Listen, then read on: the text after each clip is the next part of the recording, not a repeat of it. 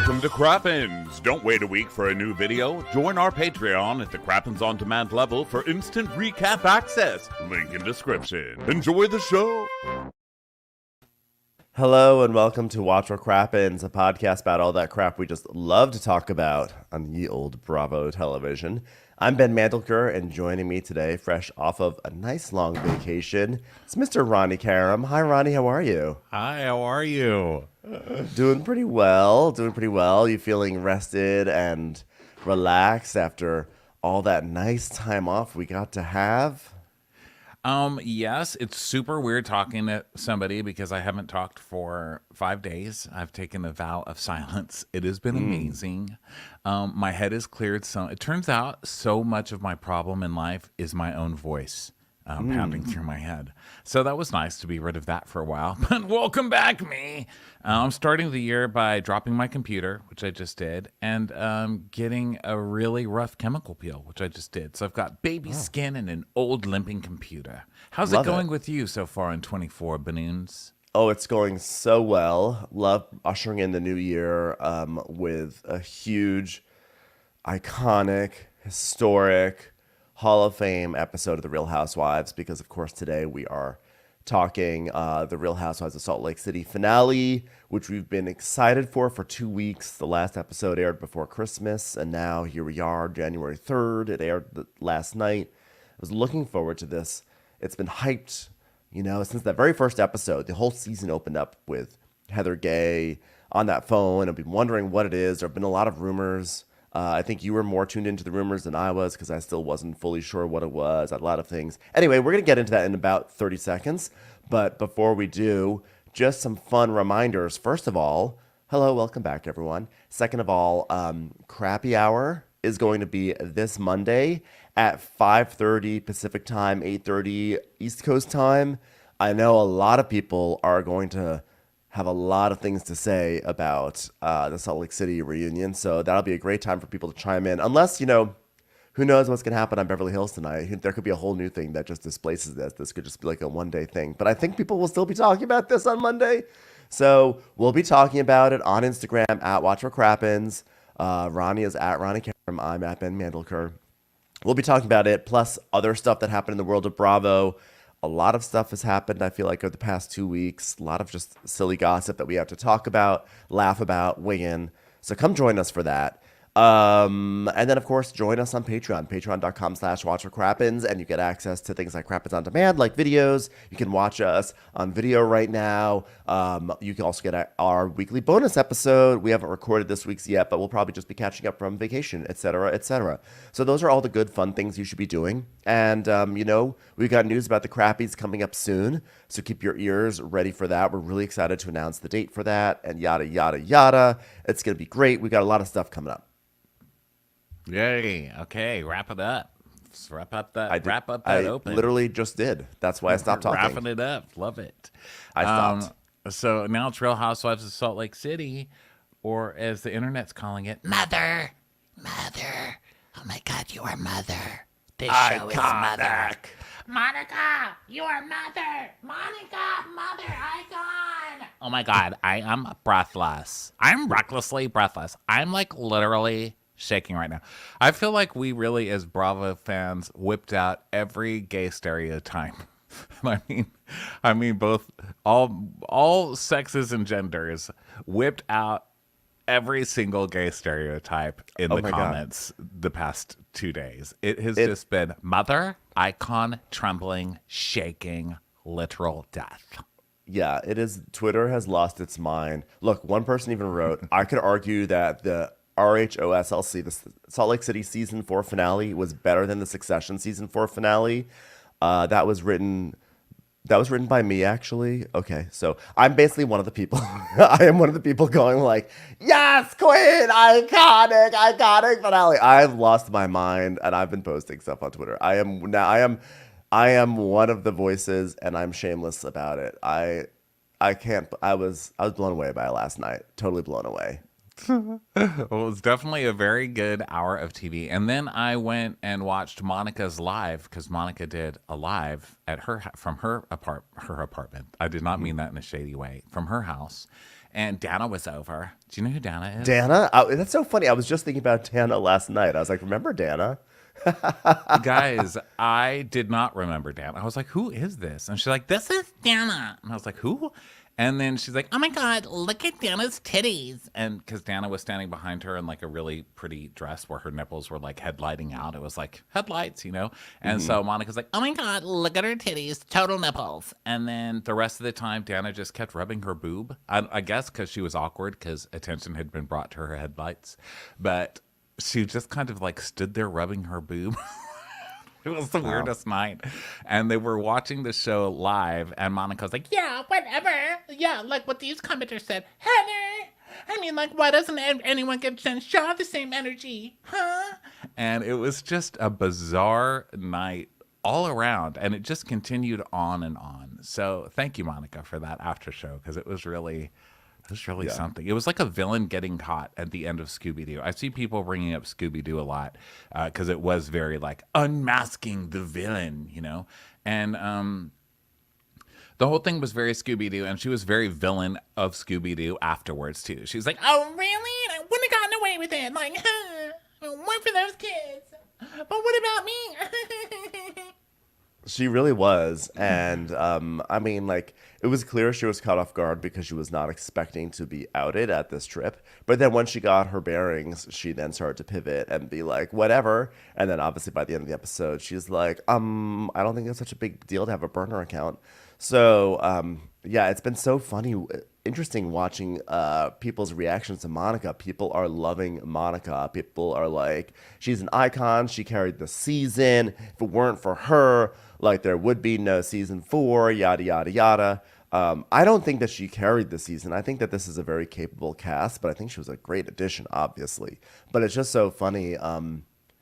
Like this is so like us as viewers. Like she came in fully as like an internet troll, and she gets unmasked, and we're all like, yes, yes, icon. Wow. Season 5, sign her up. Well, I think part of the reason for that is because what she was outed for really wasn't that bad in the whole scheme of things. I mean, we're expecting this to be the worst thing ever, but at the end of the day, I mean, spoiler alert for those of you who haven't watched it, we are going to go through every second of what happened. But at the end, it's like, oh, so she was against Jen Shaw on the internet? And wait, and now you're doing a monologue about how hard you rode for Jen? And you're wanting the audience to be on your side? I mean, the second that monologue, like halfway through that monologue, I was like, she officially, Heather, I'm talking about, just lost this audience. This is total, everyone's going to be writing for Monica after this. Didn't you think but so? that I was like, well, oh, you lost this one. Oh, no. You're mad at somebody for going against Jen Shaw? Hello. I don't know. I have to say, I feel like rising tide lifts all the boats, because I thought it was a great speech. I was like, this speech is so good. This is an amazing, amazing speech. I feel like what does that mean? What do you mean by that? Rising tide lifts all boats. Meaning that like the chaos of the situation, they both are winners to me. To me, it's not a zero sum. Like They both have risen up. Like Heather had an amazing speech that you could only just dream of writing. And then Monica has this amazing, like, fuck you kind of response. The whole thing is great all around. Yeah, it was astounding. I mean, I think it's probably the best Real Housewives finale we've seen. And that's, like, not said lightly. That means, like, better than the famous prostitution whore, table flip episode. That was a season finale. Kyle and Kim in the limo. To me, that was actually the best finale, because that was like the episode was just going along, and then all of a sudden, like, deep family secrets just tumble into view and then sets the tone for the next 12 years of a show. It's hard to top that in my book, but this one may have topped that. Well, it was very, very good, that's for sure. But when she was halfway through that monologue, I was like, oh no, they've really banked everything on this this episode, and it turns out that Monica, I mean, listen, we were talking about, oh, we shouldn't release anything because we watched the screener. Now, we didn't get it wasn't that early, but it was like maybe 2 hours early that we saw it. And so we were making memes and stuff as we do. And we were like, well, what do we spoil? Because we can't spoil anything. Like, people have to see this. And then the second this starts airing, Monica has done a whole photo shoot. Okay. Monica did like a whole photo shoot where she had pictures of herself blown up into newspapers that says Monica is reality Von Teese. And then she's like posing, ripping up the newspaper, burning them. I was like, yeah. I mean, that girl, No one. that girl really knows how to dive into the pit of mud, like good for her. Like, what are you going to do? It's very Chicago to me, like the whole thing, like just dancing around, just excited to be famous, just like, yes, cell block tango. Yes, bitch. I have to say, coming, bitch. She had it coming. That is really a perfect comparison. And I have to say, that literally, like Monica, yes, had that thing up, the photo shoot ready to go. Not a single person even tried to do a spoiler alert. I feel really bad for the people who were spoiled because it was literally like the moment the information was up, it was just like blatant headlines, and every account was like, Jen Shaw gave the black eye to Heather. And then I was like, wow. I was like, you guys are just putting it all out there. But, thankfully we saw it ahead of time. But I was a little, actually, I'd say I was a little disappointed because first of all, I was surprised by the reveal. I thought the reveal was that Heather was going to discover that Monica was suing Beauty Lab or whatever that situation was. And that's kind of what it was, but it was obviously larger with this Reality Von Teese thing. But I didn't remember who Reality Von Teese was. So when Heather's like, she is Reality Von Teese, and they're like, oh, and I was like, okay, I need a little bit more context here so that way I could be shocked. I'm not quite there yet. So I was like, it took me a moment there, but I still was like shocked when I found out, when they explained it to me. I was like, oh my God, that's wild. But the black eye thing, I was like a little upset about because Andy Cohen had said on Watch What Happens Live that we're going to find out the truth about the black eye later in the season. And I had forgotten about that. And then, of course, people start posting it yesterday being like, don't forget that we're going to find out about the black eye tonight. So when it was revealed, I was kind of like, I wish that had been more out of left field for me. I was a little upset at the internet for that. But that's really Andy Cohen's fault. Well, we still don't really know. It's Andy Cohen's fault. We still don't really know the truth about the black eye, do we? Do we know anything? We still don't know anything, and they're very good at teasing us out because, okay, she gave you the black eye. How? Because from what I remember from that episode, they were shit-faced. They were rolling around on the bed, humping each other, getting naked. Do you remember Heather that? fell off. It was like yeah, a big, she fell off a boat. Yeah, I mean, this fucking show.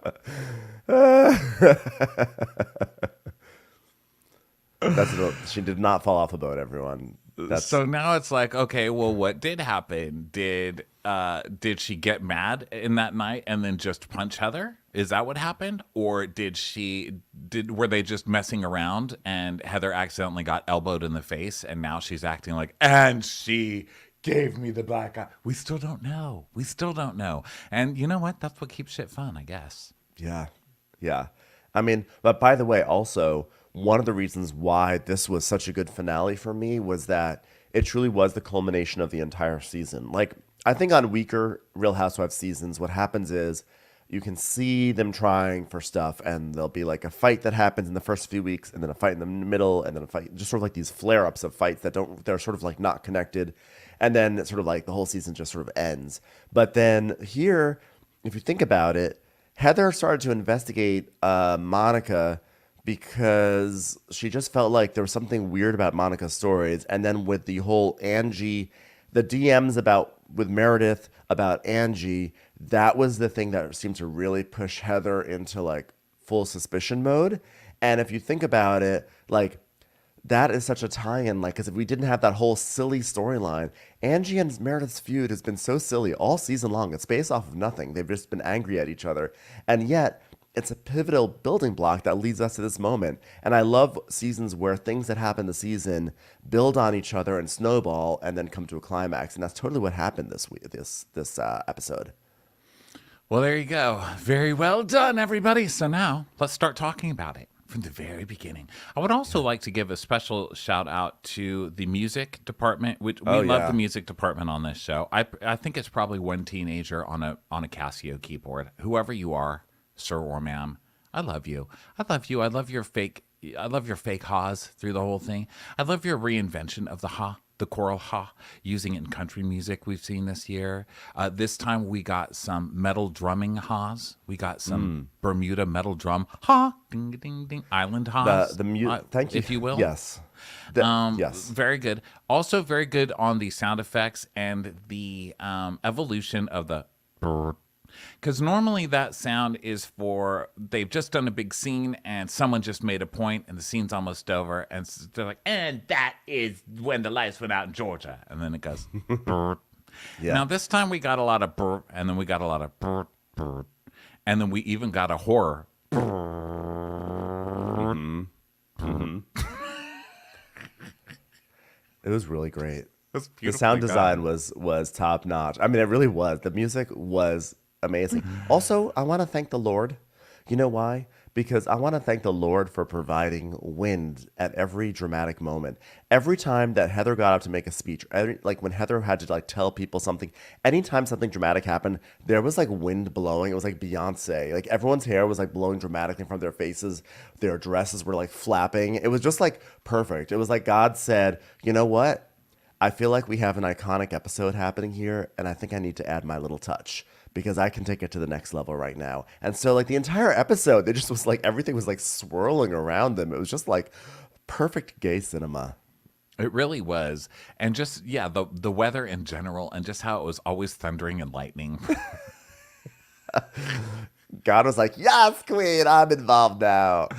Also, you know what? While we're just kissing this show's ass, let's move on to sound design, because I watched The Gilded Age over break, which, by the way, still have the stick stuck up my ass from that show. I mean, my God. Every little thing is like, the postmaster came with a letter from someone unmarried. I mean, Jesus Christ, that show. Anyway.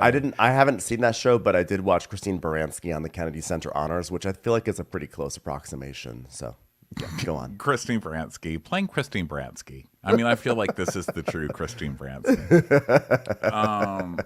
But yeah, I watched that show, and one of the best things about that show is just the technical stuff. I mean, just the look of it, the use of the costumes. I mean, Bob Mackey is the costume designer. Wow. So I would just like to give a shout out to, not a shout out, because that's, you know, if you eat something that doesn't agree with you, and then you know. Shout out. But the past tense. Just to the Bob Mackey of this show, probably, you know, Bobby Smith. I'm like Bobby Smith Bob somewhere. Tacky. Bob Hackey in Salt Lake City. Whoever you are. Amazing work. I mean, Heather's yellow Tweety bird dress on the beach with... Or how Whitney comes out to the beach to meet her, because she's like, what's going on? And Whitney's coming out all urgently, but she's wearing basically like seatbelts as a dress. I'm just like, I can't. This show is hilarious. I mean, the whole thing, really, really well done. But I will never forget that yellow dress. I'm telling you. Oh, yeah. I loved that it was like kind of Tweety Bird, but it was also like Roman, you know, because everyone's like, oh my God, this is my Roman Empire. Which, by the way, I just learned over Christmas break what that meant from the reality gaze. I had no idea what that even meant. Yeah. But I love that it was like a toga. The whole thing. Okay, we can get into it now. And now, thank you to the god Zeus of thunder and lightning, who will control the rest of this episode. And a noise we always hear in Housewives weather. It's like... I love that we got a thunder. I know. It was, I mean, everything was just like really firing on all cylinders, from the weather to the organza. It was just amazing. So... yeah, thunderstorms. Excuse me, I'm having a burp. I'm emotional. So now we hear Heather's voiceover. We hear her saying, there's something I need to tell you guys. And it's big and it's not good. And then we hear her saying, like, she's ridiculous. And then Lisa saying, you're ridiculous too, Heather. We're just seeing, like, flashes of everyone yelling at each other at what turns out to be the Bermuda Triangle party, you know? Yes. And Heather, who's been bullying us for the past 4 years. And then we cut back to Heather, and she's on the beach in her toga. And she's like, I had some information confirmed today, and I've been wrestling with that all day. And I'm not sure how to tell you. Blue memory. Angie waving a doll around. And her saying, Monica, why were you talking shit about me? We were supposed to be friends. And Monica's like, you know why, you know. And then we get another sing. Thunder. And then back to Heather, back on the beach. Like, she is not who she says she is. And then Whitney going, are you fucking serious? And Lisa going, I'm fucking serious. And then Angie saying, you are a fucking nasty bitch. So it's just like lots of stuff happening all at once, like just priming us for what this disaster of an episode will be. You nasty non-Greek bitch. Boom. Shing. And then we're back. And Heather's like, she has plotted. She has profited from our lives, from our pain. It's like, us? Are they talking about us? Finally, Watch What Crappens is going to be brought into some shit. Okay? Finally. That's not true. Let's move on. I've had enough of the conversation. Thank you. Was Meredith at the party. And then Heather, it was lies. Pure lies. No, there's no dark-ass little secrets. Clearly you're the one with the secret. And then we get a flash of Whitney's face, a flash of Meredith's face, a flash of Monica's face, a flash of Heather's face, a flash of Juan the busboy's face, a flash of a crab's face. Thunder, lightning, sing. How did we all fall for it? And then we get the classic spoiler alert, you're not the brightest. Okay, let me... You were friends with Jen While we're asking questions, none of you are really that bright. Okay. I mean, yeah, asking, like, how did Whitney fall for something? I'm always like, how did she not fall for something, usually? Like, I mean, how many Nigerian princes has she saved? So now we have a rewind for 8 hours earlier. It's like doing that whole thing. And now it's like, it's sunny in Bermuda. Everything is happy and lovely. Like, what could go wrong? There's no drama on the horizon. It's just a nice time in Bermuda. 8 hours earlier. Fun and tropical jump. Ha, dun, dun. Don't worry. Ha, ha, ha, ha, ha. A bee. Ha, ha, ha. Ha, ha, ha, ha. Very nice island Haas. And Meredith has some kind of weird whale sperm mask on. And she's like, good morning, kids and people. I didn't sleep terribly, but I didn't sleep well. I did sleep. I think I slept. I'm not really sure what I'm talking about or why I'm here, but I'm having a good time. Hope you guys are too. I'm jewelry for poor people now. And then we see Lisa drinking coffee on her balcony, and then Monica's opening up her blinds, and Whitney and Monica are pretending that they're like really hungover in bed. Like Whitney has like a blanket over her face, and so Monica opens up the blinds and is like, check out this view. And then Whitney takes down the blanket, like, oh my God, I am so hungover. But of course her face is like in full drag makeup. So kind of revealed that she's not just waking up right now. Oh my God, please stop taking away the magic from this show. I'm sorry. It's like the first time someone showed you how like The Hills was staged or something, or wrestling. Yeah, like what are we on the Universal Studios tour? I don't want to know. Well, maybe she got drunk in the middle of the night and put on drag makeup and went to sleep. That could happen. She is very good friends with Trixie Mattel. So Monica's like, so how are you feeling? By the way, girl, are you going to talk to Heather today, by the way? And Whitney's like, well, I was like really pissed off yesterday because like still I tried to like go down to the beach to have a moment with her. But then Heather was like, don't even talk to me.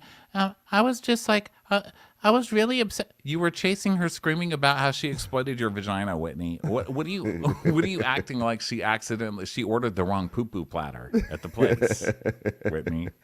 You literally caught up to her by swinging yourself around a pole until you had enough speed that you could launch yourself across the parking lot. Okay, what are you talking about? So she's like, last night when we got back, I really wanted to make things right with Heather because of what had happened. It's like, you exploited my vagina in your book. You exploited my vagina in your butt. Girl, I was screaming that all week. This 2-week break, I've screamed, "You've exploited my vagina" for your book. 8 times, 9 times. Like, I was actually hoping Santa would come down the chimney just so I could accuse him of exploiting my vagina for his book. That'd be great. He'd be so awkward about it too. He'd be like, so then Whitney's like, but you know what? Heather is not ready to talk yet. So I decided to take a moment for myself and allow myself to grieve and honor my friend Sherry. So as soon as she said that. After screaming about your vagina. Yeah. It's like, well, I couldn't scream "you exploited my vagina" anymore. So it was time to grieve my friend Sherry. I mean, As soon as she said that, I was like, she's gonna use this She's gonna use this as a weapon against someone. Like I was like, I don't know how it's gonna happen, but she's gonna say, "So you're gonna come at me when I was grieving for Sherry?" I was like, I know she's gonna do it. That's why she mentioned it. That's Whitney. That's our girl. "You exploited my vagina." So she's like, but yeah, I was grieving Sherry. So we cut back, and Monica's like, well, when I couldn't find you, I was like, hey, are you guys like with Whitney and Lisa? And they're like, no. Lisa said, no, Whitney's probably somewhere being traumatic. Can you believe it?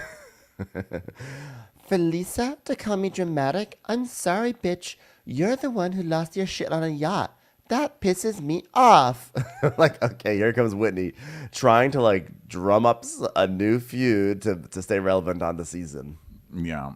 And Monica, I mean, just doing it from bed. Monica's just like staring at, you know, when you hook up with somebody and you're just waiting for them to wake up to see if they're horrified or if they actually like are, you know, because you know that morning thing, you never know if someone's gonna like look horrified that they were with you or be like, oh hey, that was fun. You know, you never really know. Right. Monica kind of has that where she's staring at Whitney just waiting for her to wake up, and Whitney wakes up and she doesn't even care what Whitney thinks about their night together. She's just like, you want to start a fight with Lisa? You want to start a fight with Heather? You want to start a fight with Meredith? Who do you want to start a fight with? I've got plenty to go on. Yeah, Monica is happy to throw gasoline on any fire or just to light the match and then throw the gasoline on it. She will just say what anyone else is saying. She just delivers the information of what anyone else says behind someone's back, and everyone falls for it. So then we have Angie walking into the kitchen, and she says, despite last night's drama, I'm super excited for today. We're going on Greek mopeds, and we're going shopping. And let's just say I hope these bitches can rally because we have a fun day planned. I love when Angie puts up her fingers when she's like excited to be sassy. She's like, I hope these bitches are ready, finger pointing, because I'm sassy right now.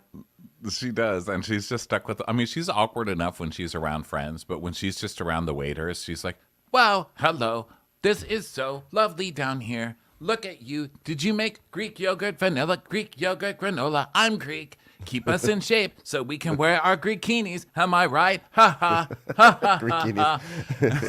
They're just I could get looking used at her to like, this. lady, get your No damn wonder why we're cereal. not going to want to go home. She is totally, you know what? Give her 30 years and she's going to be the lady on the airplane sitting next to you, like starting up conversation. So, first time on an airplane? Do you fly to Greece often? Ha ha ha. These are barf bags. I know. I remember what these are for. There's nothing like my sister's wedding. Let me tell you about it. It was Greek. It's like, oh my God. Oh, lady.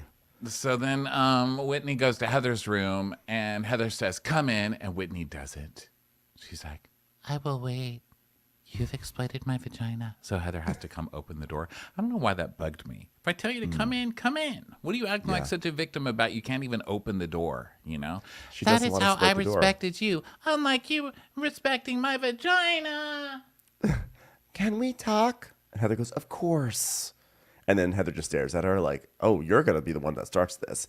So then after like an awkward pause, Whitney's like, hi, would you like to apologize now? Heather's like, no, B, go ahead. you start this one. Let's see where this goes. So she goes, I'm sorry that I upset you so badly last night. I honestly did not expect that much reaction when I accused you on national television of exploiting my vagina and my sexuality and being a predator for a book. Heather's like, I know. It surprised even me, my reaction. Even me. And Whitney says, well, you've mentioned a few times, like, read the book. But consciously, I didn't know how I'd react consciously with my consciousness. I didn't want to be unconscious about couscous. My Boing. Whitney, come on, man. She's like, yeah, consciously, I didn't know how it would react. I would react. So Heather's like, but you didn't even have to read it. I read you every page and every word. I read you the whole section of your part. And she's like, yeah, but I know. And then you even took out the part I asked you to. And she goes, yeah, and you left it. She goes, but I hadn't read it. She goes, but I read it to you, Whitney. You heard every word. She goes, but it, not after the revision. She told you about this. She got an okay. Whitney is really Whitney is so holding bad on at here. this. Like watching Whitney get into fights is always hilarious. Like any other housewife, you'd be like, oh, she's trying so hard to be on this show. But Whitney just not really.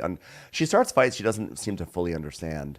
And Heather's like, I took the word out that you didn't want in there. What part did you not like? And she goes, the Titanic analogy. And Heather goes, but that was always in there. I mean, it was the whole reason why I did the panties thing. And you said, but it was your idea. And I said, okay, I'll change that, even though I thought it was less funny, you know? And then that gets like a little... But how are you going to get mad at the Titanic reference when your whole character is based on, you know, everybody just assuming you're going to go down?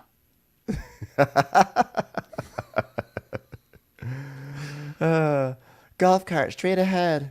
So Heather's like, okay, this is everything that enraged her. So Heather reads the passage. Jack, I want you to draw me like one of your French girls. It was a Titanic knot. I don't get it. She reached down and slowly removed her pirate patch panties. Ahoy, matey. I photographed her from the belly button to backside without breaking a sweat.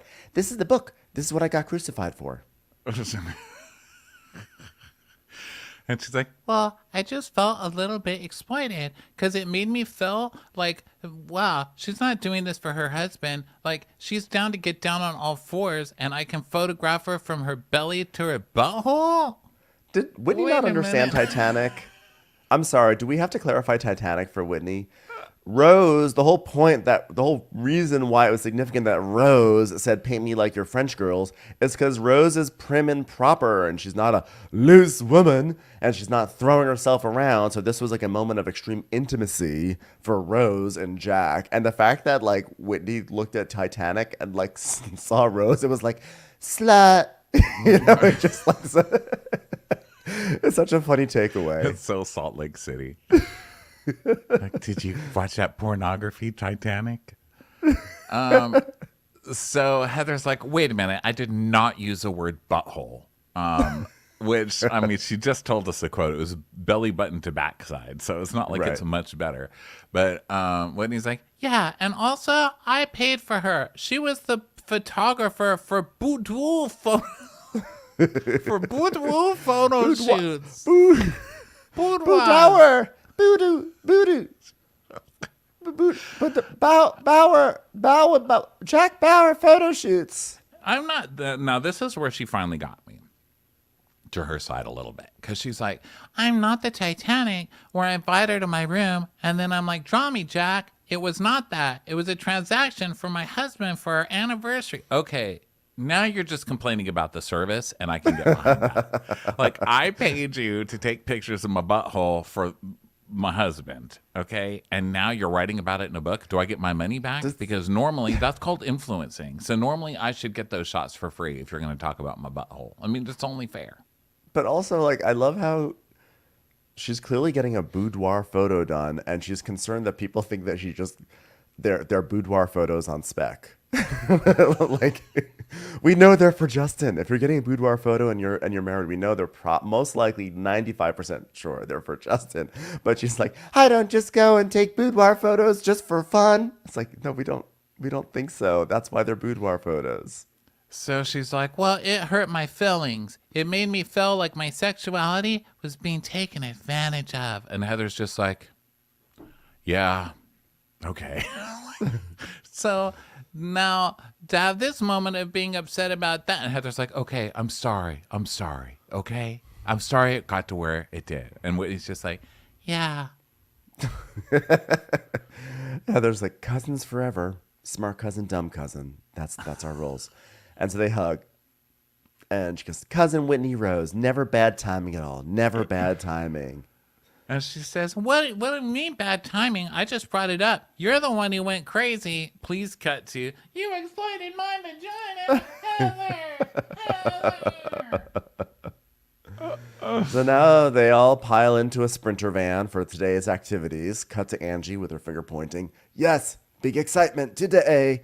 And Lisa's like, oh my God, you guys, we're going to look so cute on our scooters. Ah!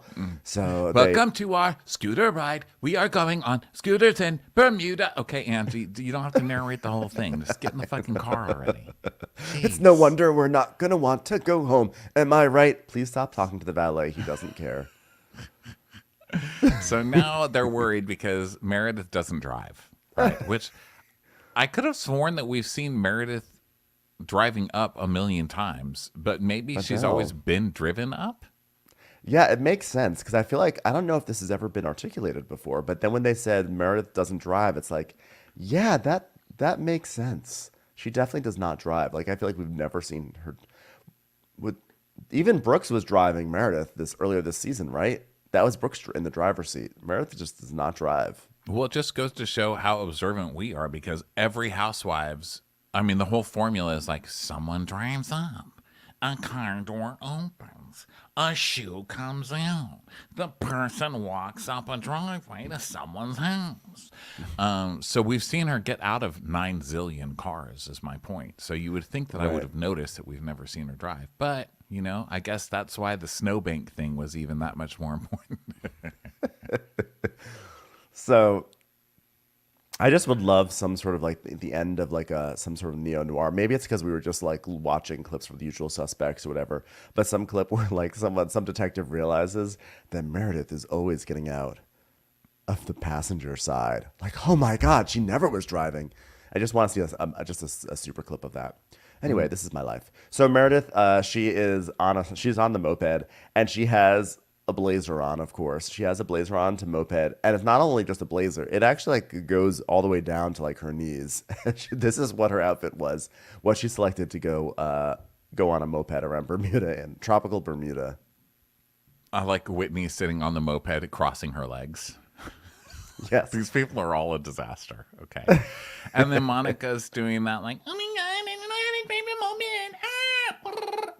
Like crashing into everything. And the safety guy's like, you have got to get your shit together. You cannot drive like this. She goes, yeah, because I'll die. And he's like, you will die. This is my business. He was not happy with these women. He kept on yelling at them. I wanted a longer scene with him because he was just berating them. Yeah. Well, moped safety, guys. Okay. It's important, you know? It's very dangerous. Okay. I had to go to school for that. I had to get an education for that. And these people are just willy-nillying all over their Vespas in a parking lot without any education. So. And you got hit once, didn't you? I was hit. I was run off the road, and I ran into a curb one time, and that was the worst one because it was by that pool by the Pacific Design Center. You know how there's that public pool there?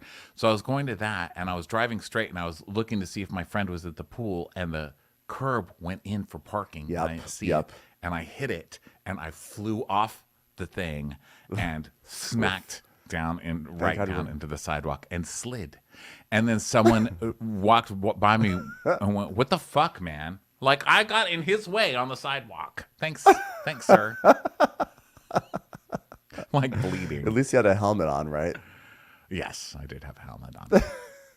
Well, I can empathize as someone who served as the curb recently to a lady on a bird scooter who crashed into me. As someone who was a victim of vehicular violence, I can understand. I can give you the other side of it, which is that it wasn't pleasant for me either. So. Well, I didn't actually run into him, though. Okay, this is like if that lady ran into you on her bird scooter and then someone else passed by you and went, Jesus Christ, man, get out of the way. And you're like, I've just been victimized, sir. Yeah. The point is that we've seen things and we've experienced. Well, I remember the first time you saw me on my Vespa, actually. I was driving past you and your friend. Jenny. And I stopped and said hi, and you went, oh my God, you're on a Vespa. I've never heard you laugh so high. You do not have a high laugh. So unexpected. Okay, wait, no. Here's why. ever since I'd known you, you'd always driven like a Fiat and a Prius. You always had these sort of like big, they're not big cars, but they're sort of like round cars. They're like, you were always driving gumdrops, you know? And that was just always your thing. And then like Big man, tiny car. but they're always sort of like rounded and sort of cascading over you. And then all of a sudden, like out of nowhere, you just show up on like a little Vespa. And it was so out of context. First of all, it was funny just to run into you on the street. And then you were on a little Vespa, and it just was such a funny thing because you had like a little helmet on, and you had this big smile, and it was just like, it was hilarious. It was just like out of nowhere, Ronnie is a Vespa person. Well, that was some pleasure I heard from your voice. It was amazing. It was honestly, it was such a delightful memory. Like I still remember exactly. It was at the corner of Fuller and Hollywood where that happened. It was on the way to Runyon Canyon. Yeah. Okay, so, God, remember when I used to hike? Okay, everybody, don't do that anymore. Talk about getting safer in my life. I don't climb things and I don't walk places because of all of the things we've just said in the past 5 minutes, okay? Stay inside. You never know when you get hit by a bird scooter or a Vespa scooter. Any type or of have scooter. a Ronnie flying at you on the sidewalk. Is that what you want?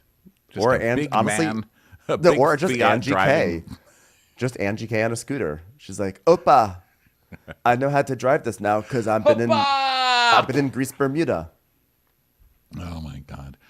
Okay, so Meredith's like, oh my God, wait a minute, how do you get off this back thing? Which is the brake. You have to push it forward. I can't believe anybody let Meredith on this thing.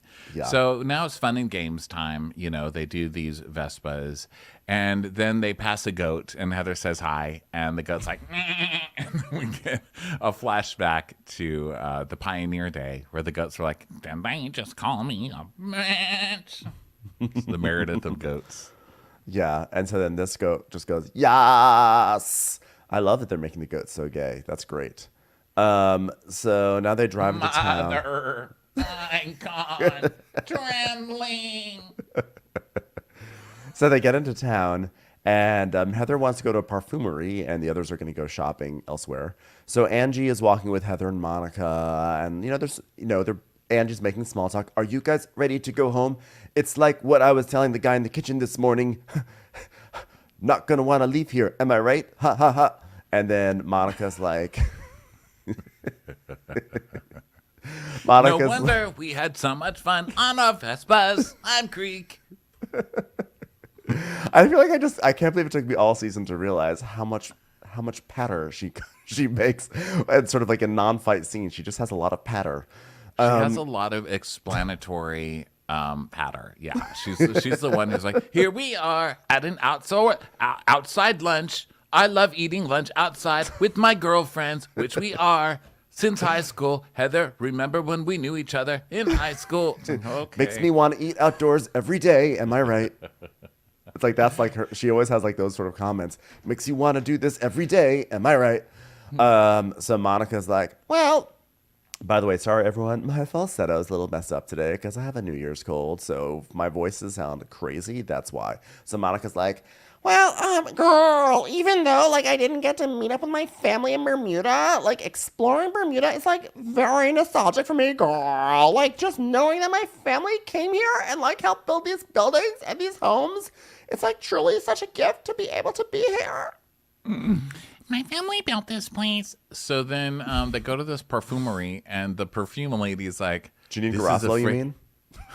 Janine Garofalo. I love your thick-rimmed glasses.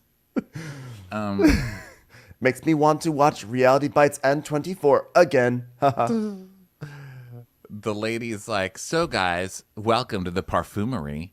This is a fragrance found in a shipwreck. Girl, ain't nobody want to smell like a shipwreck. What was that? What was that? What was that? Thank you. This actually deserves as much attention as the reality Von Teese reveal, because what the hell is this? It's a fragrance that was recovered from one of the many shipwrecks. So that means that either it's a fragrance built off the shipwreck or they found a jar of perfume in a shipwreck. Person. It's a dead It smells like shipwreck. What does shipwreck smell like? Wet nickels? Like, it's not going to smell good, I'll tell you that. It smells like Jack's pee, okay? Because that's where he is. Jack. It smells like as long as DiCaprio. It smells like Francis Fisher. So yeah, Heather forgot her wallet. So Monica's like, I have money, guys. I can totally pay for this. And Heather's like, really? I'll pay you back at the house. She's like, yeah. And it's $725. What? For shipwreck perfume? for dead DiCaprio smell? No, thank you. No. What? I still don't like. What is this? What is this scent? Okay, we have to stop with our fascination with things that are underwater. Okay, like it did not go well for those people over the summer. Okay, and I don't know why we're going down there to get perfume out of there, but And we just have to also stop. tragedy, don't you think too? I feel like, whatever happened to sex selling. Let's go back to sex sells. Okay, I feel like now everything is like tragedy or trauma or pain of some kind. You know what I mean? Like everybody's like, do you want to have lunch? Not really, but I'm traumatized. Here's my childhood. And then they tell you all of their phobias and all this bullshit. Let's go back to like sex selling, okay? Like I don't want shipwreck. I don't want shipwreck perfume, okay? I want fucking perfume. I would rather you tell me, you know what this perfume is based off of? Ass. That's what it is. You want to buy it? You're exploiting my ass for your perfumery. Question. When you watch this scene, at this moment, when Heather like forgot her card and she looks panicked and Monica pays for it, it felt to me like there was a vibe like, hey audience, pay attention to this because this is actually going to be the unraveling of whatever happens later in the episode. So I was like, ooh, yes, this means something. But I'm not sure that it meant anything. Heather is definitely running some kind of a game here where she already knows all this information and she is setting stuff up, right? Yes, because this she credit knows card, information at this point. Yeah, this credit card was green. Okay, did you recognize the credit card? I was looking at every little piece of this like evidence, and I was like, that is not the color of my Capital One card, but it's reminiscent of it. You know, was it like a basic American Express? No, I think it was just. I don't know if it was like prepaid. I don't know what I'm trying to say because they already knew that Monica's not as wealthy as everybody there. I don't know if they were going to say, I'm sorry, ma'am, but your name doesn't match the name on your ID. Because also I was thinking it was something like she's trying to get her to show her ID or something, basically. Because do you remember earlier in the season, this is something that we also just let go at the time, but now that you look back, you start seeing all the clues, excited. Right? I don't know what you're going to say, but I'm so excited because I feel like it's going to be great. Well, you remember when she was fighting with her mother in the restaurant and her mother was taking solace from that kind plant? One of the best scenes of the season. Actually, maybe it's still the best scene of the season despite everything that was on this episode. Go on. So the mom, she just kept giving it to the mom. And the mom finally was like, you better watch it, Monica. Fowler. She didn't say Fowler. She said her other. I mean, Monica does go by a lot of different names. There's Garcia. There's Fowler. Like a D. I think it's hard with a D or something. Yeah, she called her by the other name. She goes, how dare you call me that? And she goes, it's the name I gave. It was something like that. And I remember talking about it at the time, being like, oh my God, why is the mom threatening Monica with this other name? Because Lisa had also made a tweet at that time that was something like, oh, you can't even use your real name. Like, you can't come after me on the internet when you have like 10 names. And then everyone's like, that's not fair because Monica is Portuguese, and so it's normal to use 3 names, or there were all these things like you can't say that, and this is like you're victimizing Monica by even suggesting that it's weird that she would have a different name. And anyway, all that stuff came flooding back to me during this one, and I thought Heather was like, what is your last name then? Because I've just found these other Monicas in the beauty lab database, which we find out about later. So I think Heather was like trying to suss some stuff out. Yeah, I think that's fair because we do find out later that, I mean, Heather, that the phone call that Heather receives was not the first time she received this information. It was just like she had started to already gather this information, but that was the phone call that seemed to confirm everything. But needless to say, it makes me realize that, Ralph Pittman walked so that way Monica could run, Wait, who's Ralph Pittman? What's wrong with me? How dare you? How dare you not remember Ralph Pittman from Atlanta. How could you forget me? How could you forget me? Oh, the cameras in the living room, the hidden cameras. Yeah, I remember. God, this is just a lot. Can I just take a moment to say this is so much a show? Like it's given us so much, but it's just a lot because then we start talking about memories, and then I find I've been talking 15 minutes in a row. I don't even know why I can't stop. That was good though. And then I'm thinking about all these other episodes, and then all these other episodes are crashing into my brain, and it's just like mush. It's mush. I'm exhausted. This is too much for my first time back. Yeah. Also, by the way, retroactively, I'm mad at the Atlanta producers because Ralph Pittman had all those different identities, and they could have done something with that so much. Look at what they're doing on Salt Lake City. Look at how beautifully they're doing it. I want Atlanta. Next time they have someone like a blatant fraud like Drew and Ralph, like go for it. Do it right. So follow the template that's put here. There were a lot of things on Twitter there was one thing that was very funny. That was like, I'm talking like my mother now. There was one thing on Twitter that was very funny, actually, that I want to tell you about, Benjamin. I don't want to support I don't want to support Elon Musk by repeating this, but it is what it is. But someone said Monica, she went from Jen Shah's assistant to reality TV blogger to first chair at the reunion. She is the blueprint. I was like, it's kind of amazing. And true. Well, back to the Gilded Age. That is something they say in the Gilded Age a lot. Well, it is America. Or Bermuda in this case. So Monica's going to pay for Heather's shipwreck perfume. This episode has it all. And her card doesn't work. So, of course, you're like, I think this is just also a great red herring that they're doing. And she's like, girl, it would be like the icing on my mother effing birthday cake if my freaking card declined right now in front of these women. Like, none of these women would ever see me again. I would disappear in the Bermuda Triangle on purpose.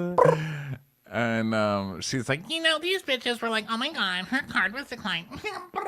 And she's like, no, I was just thinking, I am so glad I remembered to do that when we left. I called the Greek bank and I said, I will be out of the town. I will be out of the country, not in Greece, but I will be wearing a Greek teenie. I am Greek.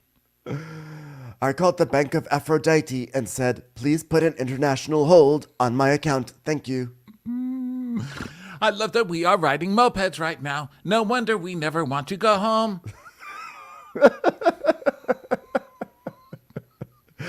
So I'm about to like hack up a lung here because this is so funny.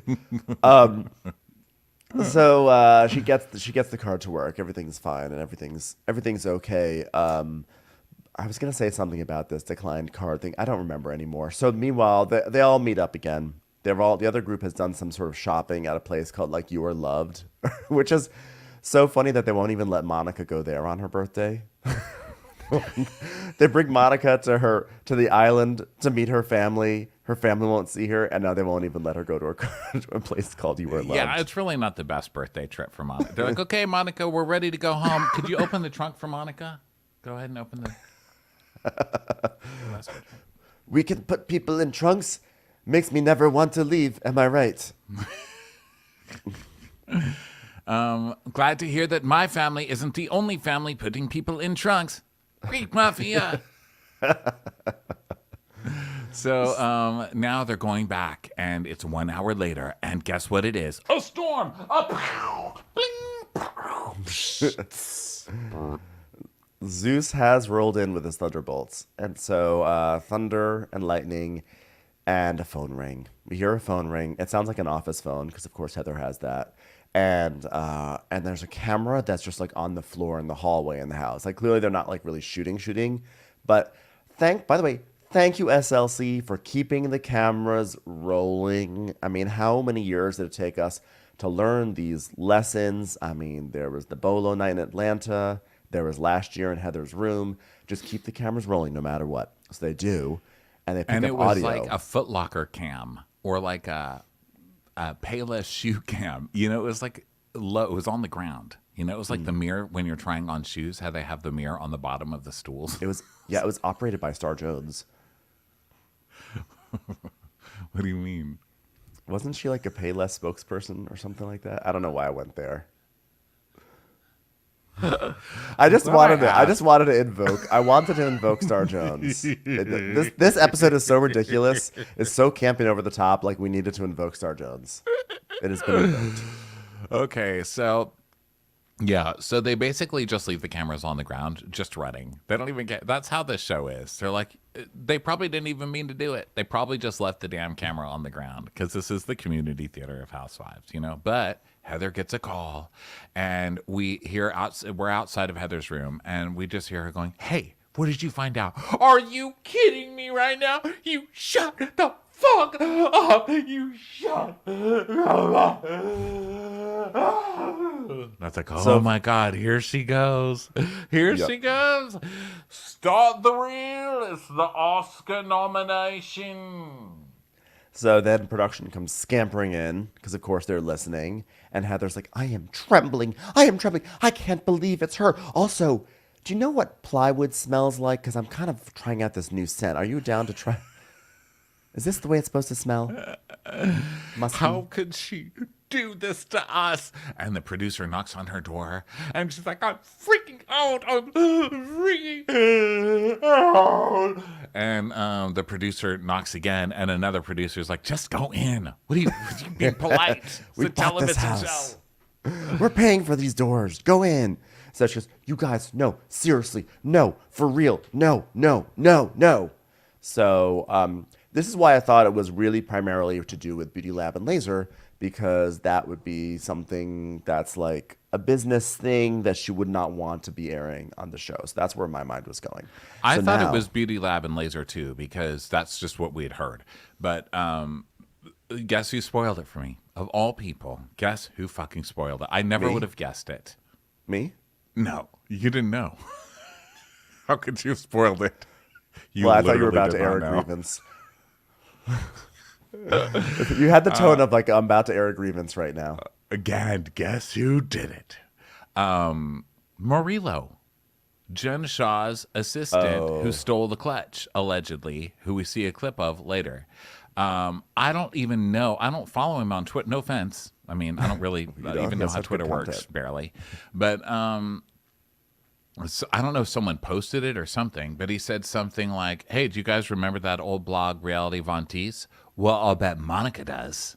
And I was like, oh, really? Monica was Reality Von Teese? And then I went back and read Reality Von Teese again, and I was like, oh, my God, this sounds exactly like Monica. I can't even believe that no one automatically it's like, oh, really? Jen Shaw's going to prison, and that bitch deserves it, old hooker. It's like, why does the Reality Von Teese account have so much, it's like there's like 10 posts against Jen Shaw, but then there's like 20 posts against this woman named Linda. What's going on? She's not even on TV. Jen Shaw sucks, and my mom's pajamas are not real Burberrys. So, but one thing I also love about this show is I love the way it keeps jumping back and forth. Like the timeline is like, this is next level. I mean, the episode started off at one time, flash went back, now we're going forward, we're going to go back again. I mean, this is like kind of brilliant storytelling. I'm not even being silly right now. I'm not being silly, guys.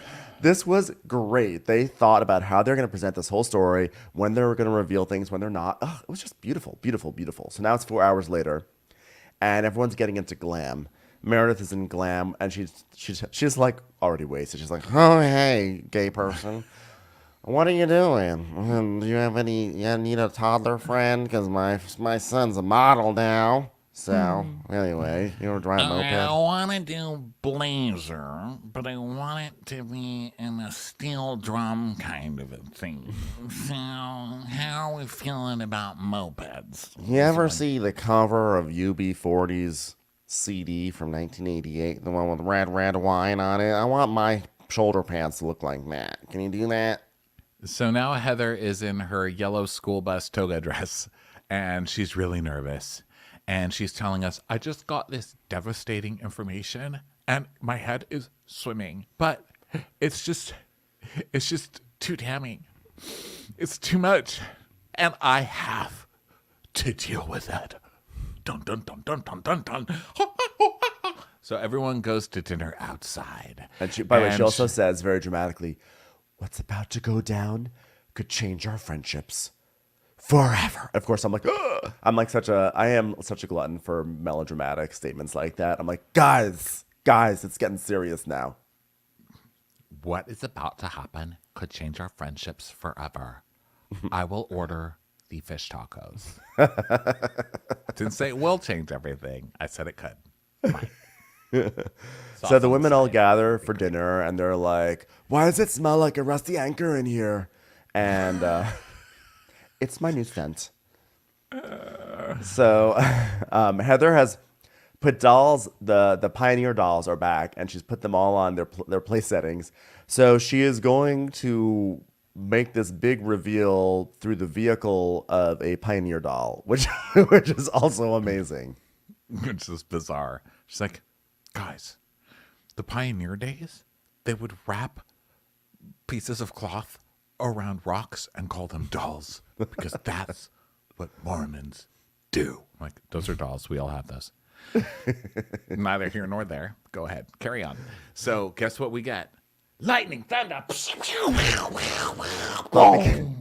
The tables have all been arranged like the Triforce in Zelda because this is all. It's funny that you said that because did you notice they literally used a Zelda sound effect in this episode? I swear to God. Did you notice? I noticed that Heather was using Ultra Hand to levitate a plate at one point. I can't with that game, by the way. Listen, Zelda, I'm not here to build things. Okay? Why are you making me work? This is supposed to be a fun. Yes, you do. You have to literally build shit to solve the puzzles. You do. I'm over it, and I'm not gonna like hold the wood. Anyway, that's not why we're. You'll get used to it. You'll get used to it. I started that game on July 28th, and I am still fucking playing it. I love it, but I'm like, wow, I am going into 6 months of a video game. It's wild. It's much like but they do use a Zelda. When you go to the shrines, you know how you walk up to the shrine every time you finish it, and he goes the vaginal shrine. Yeah, there's like a certain dong. Yes. I swear to you, it's the same dong. It is. You're so right. Boom. Those shrines, by the way, when they open up, pressing the X to skip it. You're like, why do I have to watch the same thing again? I can't help but feel like those shrines, they look like labias opening up when you walk into them, right? Like, I'm like, does anyone else notice this? Is that just me? Notice. I would not. I don't know. I don't know. You just From what I hear, me. I was like, oh. So anyway, the point is, the women are sitting in 3 tables, and 3 tables have been pushed against each other into sort of like a shabby triangle, because it's a night celebrating the Bermuda Triangle, which they are recreating with their tables.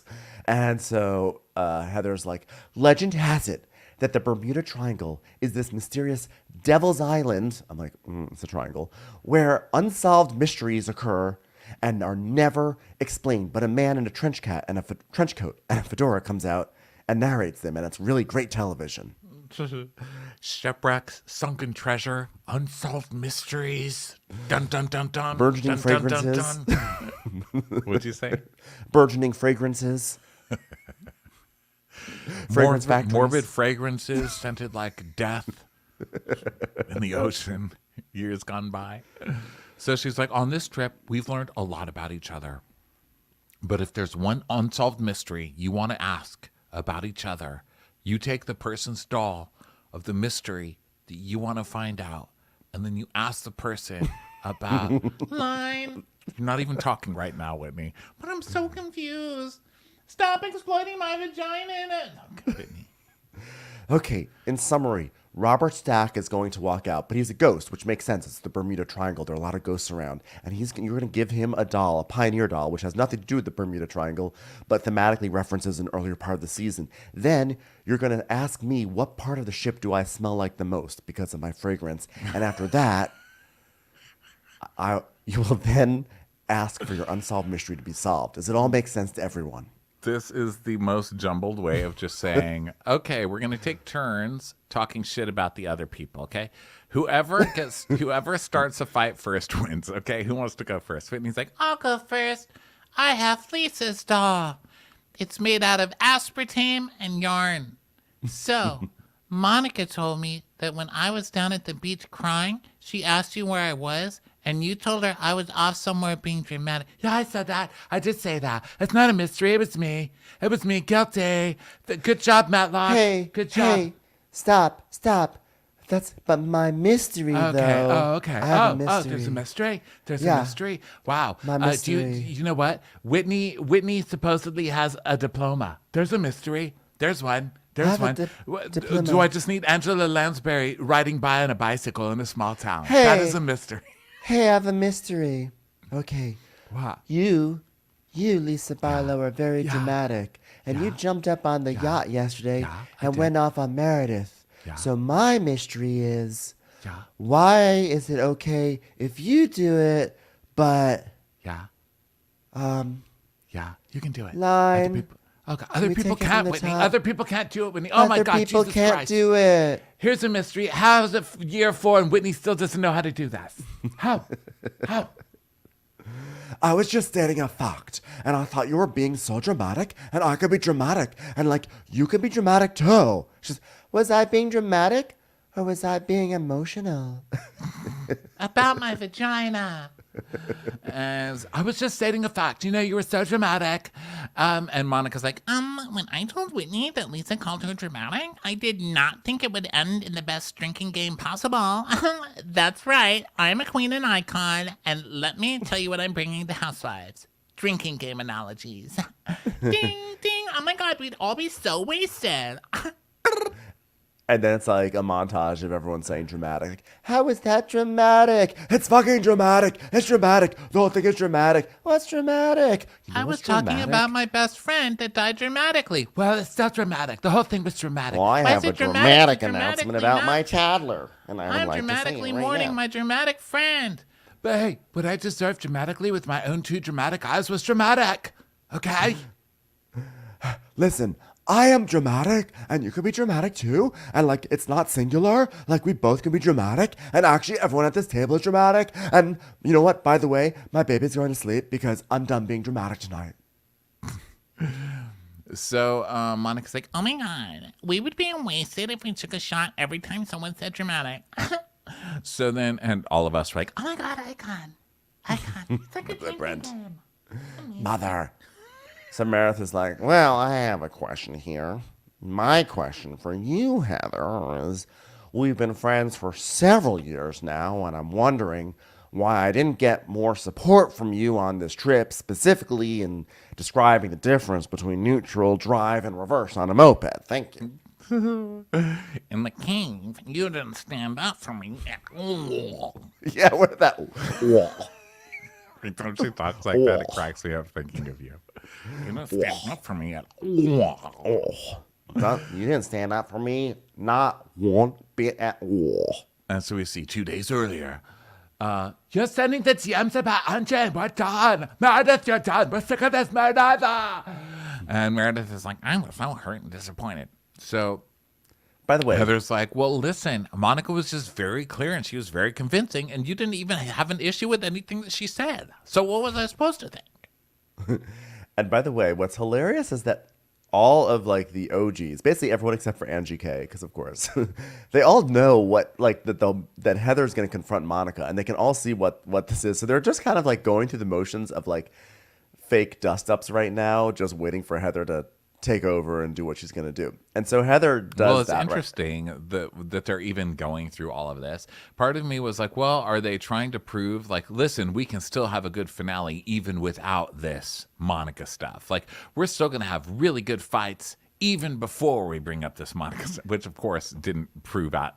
Like, there was no proof in that pudding. You know what I mean? I don't think they thought this was going to be the finale, because normally a finale party does not happen on vacation. It does not happen without all sorts of others there. I'm sure production wanted Mary to be part of the finale, but it just had to be the finale, you know? And by the way, good job, Bravo and Shed Media, for saying this is where the season ends, because all too many times we've seen a season climax and then we sit through 2 or 3 more episodes where you're like, why is the season still going? Like, that was the climax. So good on them for just ending it right here, because look at how breathless we all are. Well, I wonder if they even had the choice, because that too. The cast could have just been like, fuck, no, I'm not going to go shoot with that person. They just like totally, no way. There is no way. And I cannot believe you guys just cast a Craigslist gossip on this show. Like, seriously, are there any background checks on this show? Which, of course, we know from past casting. Jenny, Jen, pretty much every housewife that there is no research. or it's even worse, and it's malicious, and they purposely cast these people, which I guess is a conversation for a different day. But Right. who knows? So Heather's like, Monica was very clear and convincing, and you didn't seem to have an issue with it. And Monica's like, Heather and I had like gone to a point where like I have like matured and like what I don't like react to like lies. No, Meredith said this. Okay, that makes much more sense. It's like, why is Monica saying this? Monica's never claimed to have matured. And that's why I was like, this is wrong. But I'm shocked to hear Meredith say it too. It seems like the whole point of being a real housewife is to avoid maturing. So it's always weird when someone's like, I've matured. But she did. She's like, I've matured, not facially. Okay. But mentally. And I've gotten to the point where I don't react to longs with screaming and yelling. And if me being able to answer a question with that tone of voice isn't enough for you to believe me, then that hurts me. It's like Brooksy with solids. It hurts. It hurts. Well, it wasn't just me that believed Monica. We all believed her over you. We all think that this is what happened. Correct. That's correct. Correct. Well, and you're just going to say, yes, you do. Just declared. Yes, you do. Yes, you do. Denise Richards just shows up and goes, thank you. You're welcome. So she's like, but why do you think we believe her, Meredith? Why do you think we believe you, Monica? What do you think? And Monica's like, because I have the proof, I have the DMs, and I have the timeline, and I threw myself right into that fire, and I just owned it, and it just all added up. Do you have the DMs? Has anybody seen these DMs? Because no.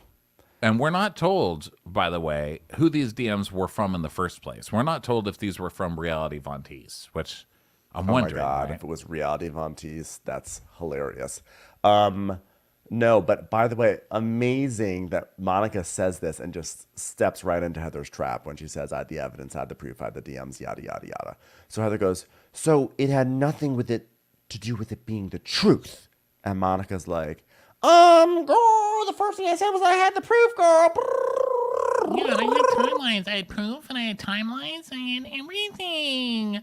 I have so many screenshots from this show last night, trying to read the tweets, going on to Reality Von Teese, reading the tweets, getting the end cards because I'm too lazy to write down the goddamn end cards of any season ever. I will never do it. I wrote them down, don't worry. Okay, so I've got these ready now. So just remind me that I've taken screenshots. Makes you want to never leave Bermuda, am I right? No wonder we never want to go back home. So Monica's, she's like, I had the proof. And so Heather goes, okay, so it had nothing to do with being the proof. She goes, yes, it did. And she goes, oh, okay. So Lisa's like, I don't think this is getting anywhere. And Monica just looks confused at this point. Mm-hmm. And she's just kind of looking at them, kind of blinking, but like squinting her eyes, like, what the fuck's going on here? So Heather's like, well, I have Meredith. And I really don't have many unsolved mysteries, burning questions for her. I do, however, have a few questions about Monica. I was like, Heather, you set up the game. Why don't you just give yourself Monica's doll? Yes. Why are you setting up the game and then fucking up the game? Because I'm trying to concentrate on all the drama, but I'm just like, you're not even playing your own game right. Now I'm furious. And she goes, I do have a few questions about Monica.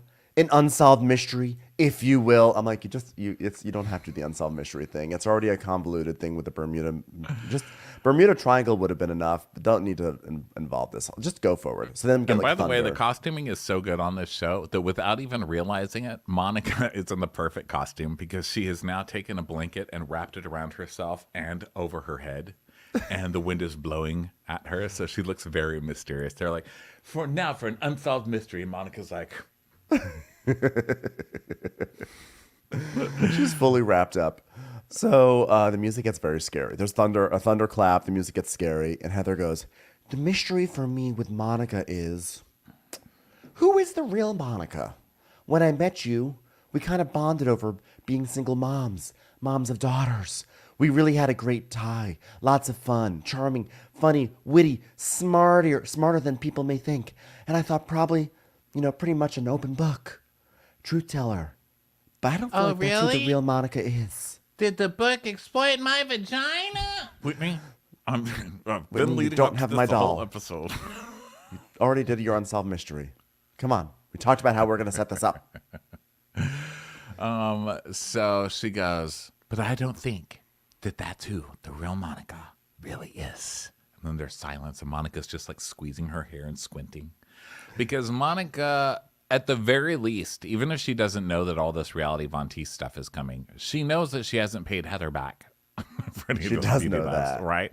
So she's just like, okay, just do it already, And so she's kind of bored with this whole thing, which makes it even funnier. Because Heather's like, the reality is Monica is someone who doesn't want to be our friend, but wants to profit from our lives and our pain. Like, first of all, didn't you just write a book that included everybody else's kind of life and vagina in it? Just sorry, that was for Whitney. A little support for Whitney there. That's for you, Whitney Rose. I mean, I think that people who just like profit off of the lives of people on Bravo and their pain. I mean, who would do that? Who would actually create a career? That? Fucking monsters. I'm monsters. Telling you. But here's a great unsolved mystery. How much do you make for being like an Instagram account? Because we know a bunch of these accounts. And now, of course, it's terrible to say how much do you make. You don't do that. I mean, I've seen The Gilded Age. I have manners. So I would never. It is America. Well, even a butler can decide to have an Instagram blog. Oh, America. By the way, please stop putting Nathan Lane in things. I can't with Nathan Lane. This is Nathan Lane's acting in The Gilded Age. Why, Mrs. Russell, why, never. Have you ever heard of the new Opera House then? Well, let me tell you, Donna Murphy's playing a character in this one, hurdly-durdly snurdly. Like, who? Why does he cast in everything? This is literally terrible. Okay, back to this. How much do Instagram accounts make? Because Reality Von Teese... They can make a lot. Well, she didn't have like 8 million. I mean, I'm assuming that they make a lot. I'm just like, how much? Like, it seems like a lot because I don't know. Well, I don't know. So, by the way, of course, I looked up Reality Von Teese last night, and the only thing that came up was like a backup account because it said Reality Von Teese 2, but I couldn't find the actual Reality Von Teese. Oh, really? It's on there. Oh, well, it wasn't on when I looked. Maybe it was like deactivated and then they reactivated it again. It probably has like grown exponentially. I heard that they had to make a couple because it kept getting banned or something. But okay, I'll talk about it more as we get into it. I keep stopping because fucking Nathan Lane's annoying. So that's where I'm at. So Heather goes, she says, like she doesn't want to be our friend. She wants to profit off our lives and our pains. I know who you really are, and who you really are is, and then all of a sudden goes back. It was 2 hours earlier. So I'm like, wait, what?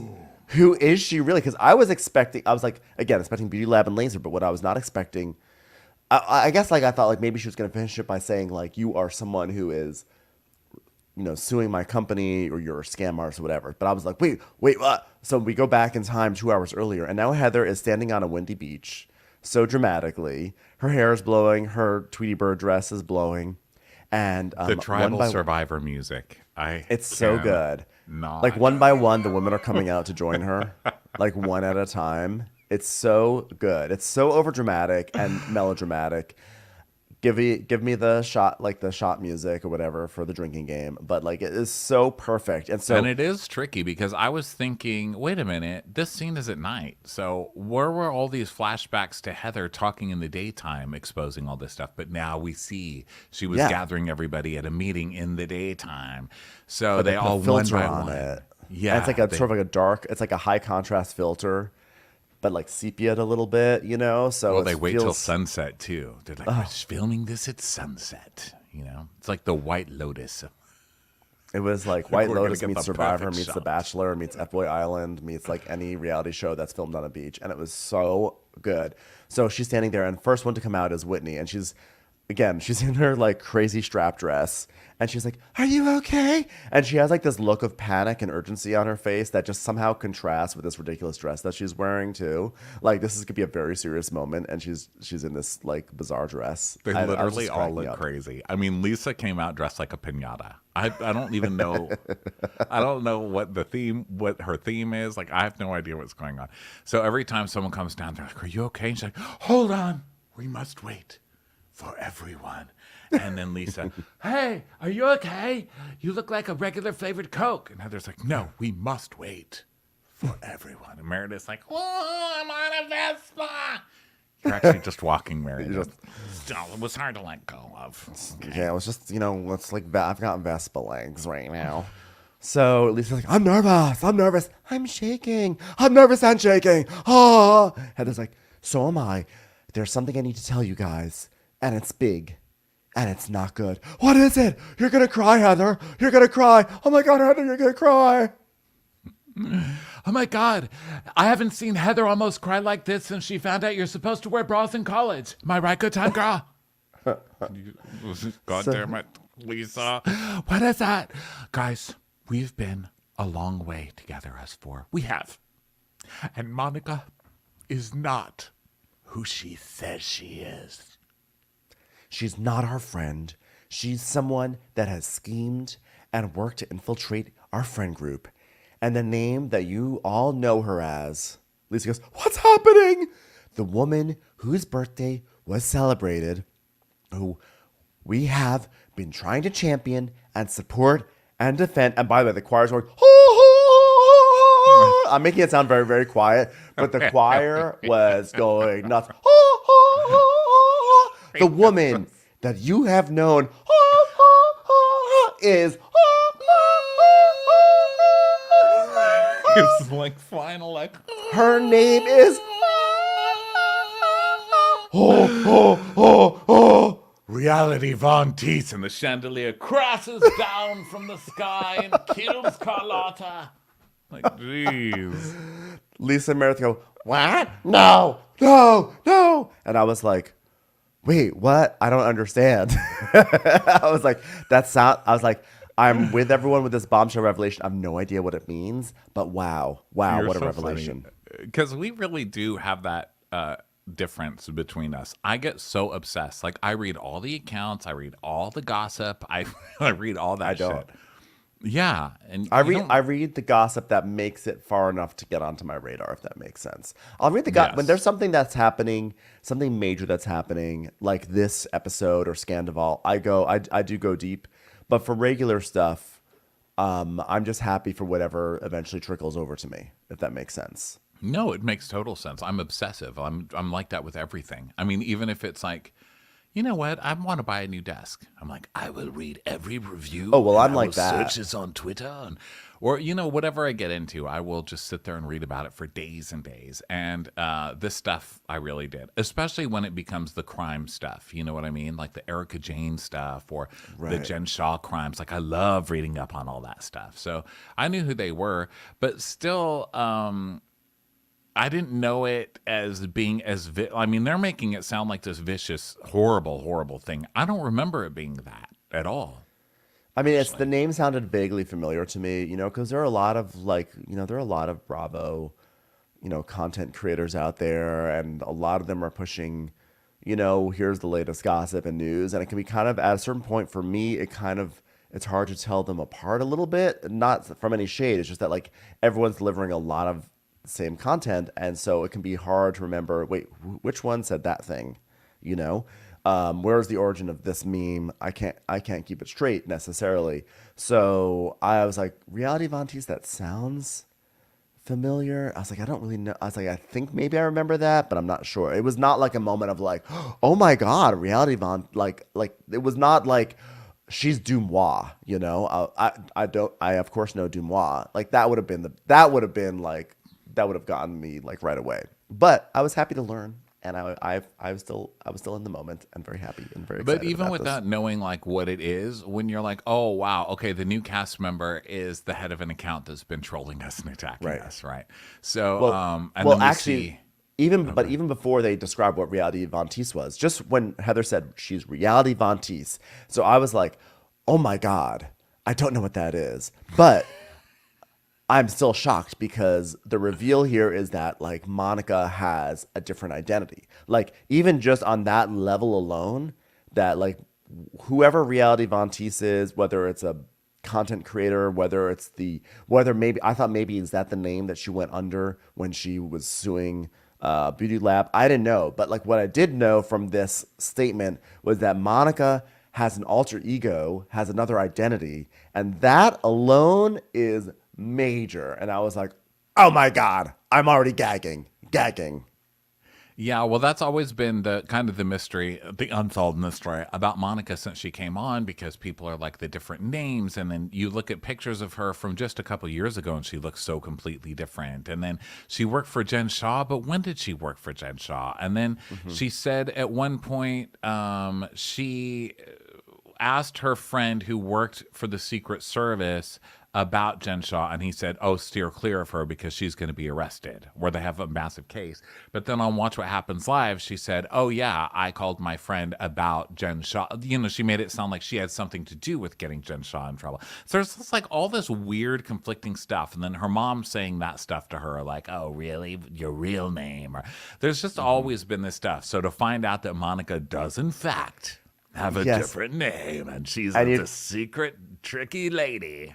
And then you take it back to the, like, what, maybe the second or third episode of the season. I think maybe even the second episode, when Monica is making her swaddles with her mom. And Monica does her famous, hilarious monologue thing about how I went to a Louis Vuitton store and I spent $5,000 on a bag because I just wanted to fit in. And it's like the most hilarious, like, melodramatic, silly moment where she's crying, and like how funny that there she was presenting herself as the poor girl who just wants to fit in, and then the reality is that like she's been trolling them all this time. Okay, well, this is well, let's get into it, because I don't want to go off too far on my own here, because I will in just a minute, because I've been doing a lot of screenshotting, as I've said. Here we go. But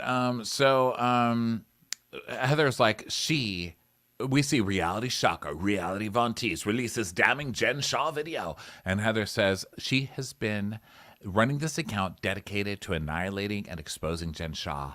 But quickly it expanded to troll all of us. Me, Whitney, Meredith, Lisa. These were character assassinations. So then they pop up very quickly, these screenshots of what these crimes are.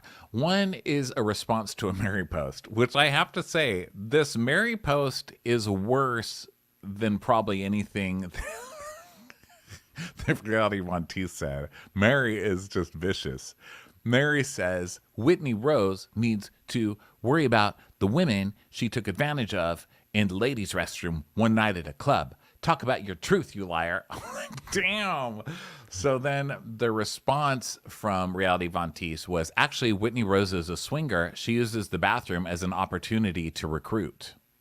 So that's crazy. But also, was Mary getting this information from Reality Von Teese? Yes, right? Like, where else do you get that? I'm not sure where Mary gets her information, just generally speaking. Okay, so then we see a repost of an Instagram story that is this one I remembered. This was a big this one I did not realize was broken by Reality Von Teese, because this became a talking point at the reunion, right? Where Jen Shaw had said something like talking about Heather, and she said, "Bitch, you ain't a fucking actress unless you're auditioning for a Manatee or Shrek." So, and then of course that was discussed on the reunion. You called me Shrek or a Manatee. So did I interpret this correctly, that Reality Von Teese was the one who put this phrase out in public? Or did Jen Shaw post that in public? I thought it was because it was an Instagram story of a DM session. So let me pull it up here. I know this is where we get in trouble here. Not in trouble, but you know what I mean. Like we mess up our facts. We get in the wood. This is where makes we get me never want to leave Bermuda. Am I right? Okay, so let me see. Trigger warning. No, that was the trans thing. Okay, this is from Jen Shaw and Reality Von T. So this is a DM session between the two. So Monica in this is egging Jen on and trying to get her to say mean shit, and then she's screenshotting it and then posting it on a story. Like she tricked her, in other words. So it starts with, bitch, you would, and that is Monica saying that. And then Jen writes back, hey, white girls, stop doing white girl shit and shut the fuck up and take a seat next to your best friends, Karen and Becky, in the back row. And then Monica hearts that and writes back, why are you the only real bitch? And then Jen writes back, they're fake ass white girls. Lisa's the only other person I can fuck with. And then comes the bitch, you ain't a fucking actress unless you're auditioning for a manatee or Shrek. And then Reality Von Teese, aka Monica, posted this on her account. Yes. So then the next post, it says, trigger warning, LGBTQIA plus derogatory language, because Jen called someone Heather's tranny twin. Mm-hmm. Pardon me. So this is where I was like, well, that one is standing against Jen for anti-trans stuff. And the one before that was outing Jen for calling Heather Shrek. This is going to backfire. That's what I wrote. It's like, this is going to backfire. This doesn't really make Monica look that bad. It makes it look bad that she was lying to you guys and that she's this other person. And yes, it does make her look like a fan, which is the worst thing you can be in a Housewives world. But she's ultimately kind of standing against evil. That's where I'm at. She is. And I think that's where a lot of people, online there was a lot of pushback to Heather saying like, you were ride or die for Jen Shaw. And like, we're supposed to care, like we're supposed to be on your side about this. But I mean, I can understand why there would be frustration by this group with Monica, because Monica's part of this group, but she has sort of like trolled them on the internet. That's just sort of like, I feel like that's something that reality cast members, that's like unspoken code. Like, when you're on the show, we can fight with each other, but we're like a family unit against all the influencers and content creators and yada, yada, yada. So anyway, Heather says like that, he tells us all about Reality Von Teese, but like we never knew who she was. And we see Lisa saying, are you kidding me? Are you kidding me? And then Meredith saying, well, how did you find out? So Heather has this whole this whole narration of how she deduced it, which is so funny because it's very much like spoken not in the tone of a Housewives interview. It's spoken in the tone of like, we're now watching 48 Hours, and like, or like Dateline, and the way that people tell and so I pulled up to the convenience store and the car wasn't there. So she's like, before I had even met Monica, I had known about her through our mutual friend, Tanisha. Tanisha has been my hairstylist for over 3 years, and she used to be Monica's closest friend. Monica had a way of handling sensitive information that made me feel so uneasy. Okay, so you remember I brought up Tanisha on the last Crappy Hour, I think. Tanisha and Bravo While Black, when we were on Bravo We're Black. Can you remind me of what great this podcast? Was? So go listen to that because we talked about this a little. I did watch Tanisha's response to all of this, by the way. Oh, you did? To know. Okay, you'll have to update me because I didn't catch it. So basically, a couple of weeks ago, Tanisha came out with a TikTok just saying, oh, Monica's such a liar, and this is how Monica gets people. She'll say, we had this discussion, but sure, maybe you were discussing it in front of me, but now saying to Meredith, like, Meredith, we definitely did have this discussion about all this stuff. And Meredith's like, yeah, but I didn't say any of that stuff, And so she's talking about the ways that Monica manipulates situations and blah, blah, blah, blah, blah. So it's interesting because I was trying to figure out when I brought it up, like, who is this girl? Because if she's Heather's hairdresser, then how was she friends with Monica? Like, how did this all work? So it was good that they brought it up and kind of explained it. So Heather says that they knew each other, and she started getting suspicious of Monica just because of how she was coming at everybody with all this information. And they show a clip to prove this of her saying like, you want to come for me? Okay, foreclosure, check. Divorce, check. Affair, check. I stand in it. And then her saying, I've heard a lot of things like basically the Sean fucks other men thing. He has boyfriends running around. Just that she's so cavalier with information that can ruin people. Right, like she just puts it out there, you know. Which, of course, since we watched The Housewives, we're kind of used to this. So I personally was not shocked by her delivery, but they were shocked. And by the way, so Tanisha's, I saw a video. I don't know what platform it was on, but it was like it was eventually reposted on Twitter or X, and she basically was like, you know, this all goes to character. Look at my character. You know, I think this speaks to my character. Look at Monica's character. Look at the people, you know. She basically is like, I'm good, Monica's bad. But then she does this weird thing where she says, you know, I'm just the sort of person that supports a friend. And like if a friend says that they need support in something, then that's what I do. So I was supporting Monica. But then she basically says like I was supporting, but then I eventually stopped supporting. But she essentially, I think I stopped watching after a certain point. But my takeaway was her saying like, yeah, I helped out with this account, but I was only doing it to support a friend because that's the sort of person that I am. I support friends. And so it's good to see that later. Good to see that the Salt Lake Heather. City, about to say the Salt Lake City, like I show up for my friends thing really permeates really everyone who's associated with this show. Yeah, she really learned that one from Heather. So basically, Heather is like, you know, I thought it was just oversharing at first, but now looking back on it, it was much more sinister. She uses information as a weapon, which I mean, yes, welcome to your job. And she relished in the dirty, dark details and the exposing everyone. But in the moment, I didn't see it. But then right before we left Bermuda, things started to get weird. It started when I went to Beauty Lab to get a gift card from Monica and discovered that we had 3 Monicas with 3 different last names, but all with the same birthday. I was like, oh, yes, go on. She goes, so I immediately called Dre, and she discovered that one of those Monicas had never paid her bills and owed Beauty Lab a lot of money. But then when all of this started to go down with the weird messages and the DMs between Meredith and Monica, nothing was making sense.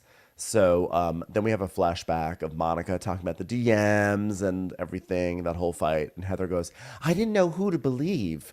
And then Meredith yesterday saying, I did not DM her information about Angie. But here's what's interesting. You know why I called her when I got that DM? It's because the DM referenced a bunch of stuff that she had already said to me. Me. So then we see a clip of Whitney and Heather talking, and we hadn't seen this before, but Whitney's like, wait a minute, do you find it strange that Monica got a DM 1 hour before dinner about Angie? And Heather's like, yeah, that was convenient timing. And do you also think it's strange that you blame my vagina? Okay, please. Stay on message, okay? Show me on the doll where my book hurt your vagina. So it is strange. And by the way, if Meredith is in the hot seat, if Meredith had sent those DMs and now the heat is on her, she is shutting it down. She is shutting down the operation. She is not going to send another DM an hour before dinner. She really overplayed that. I mean, even in the last recap when we were talking about that, we were like, wait a minute. Because at first we were like, obviously Meredith is guilty, right? Yeah. But then she just overplayed it. She's like, oh, and then I got this. And it's like, okay, Meredith isn't this stupid. You know what I mean? Like Meredith isn't an idiot. You can call Meredith a gossip or a vindictive or whatever, but I wouldn't call her stupid.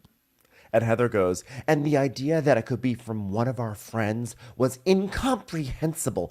Might I even say horrifying, yet sadly familiar. And at home, Angie H was sitting there being like, please show me in a flashback. Show me and my husband. Come on, give us one more second of fame. I know, no kidding. Your friend Angie Harrington, who you were trying to have on this show, was the one who had the last was the fake original. account.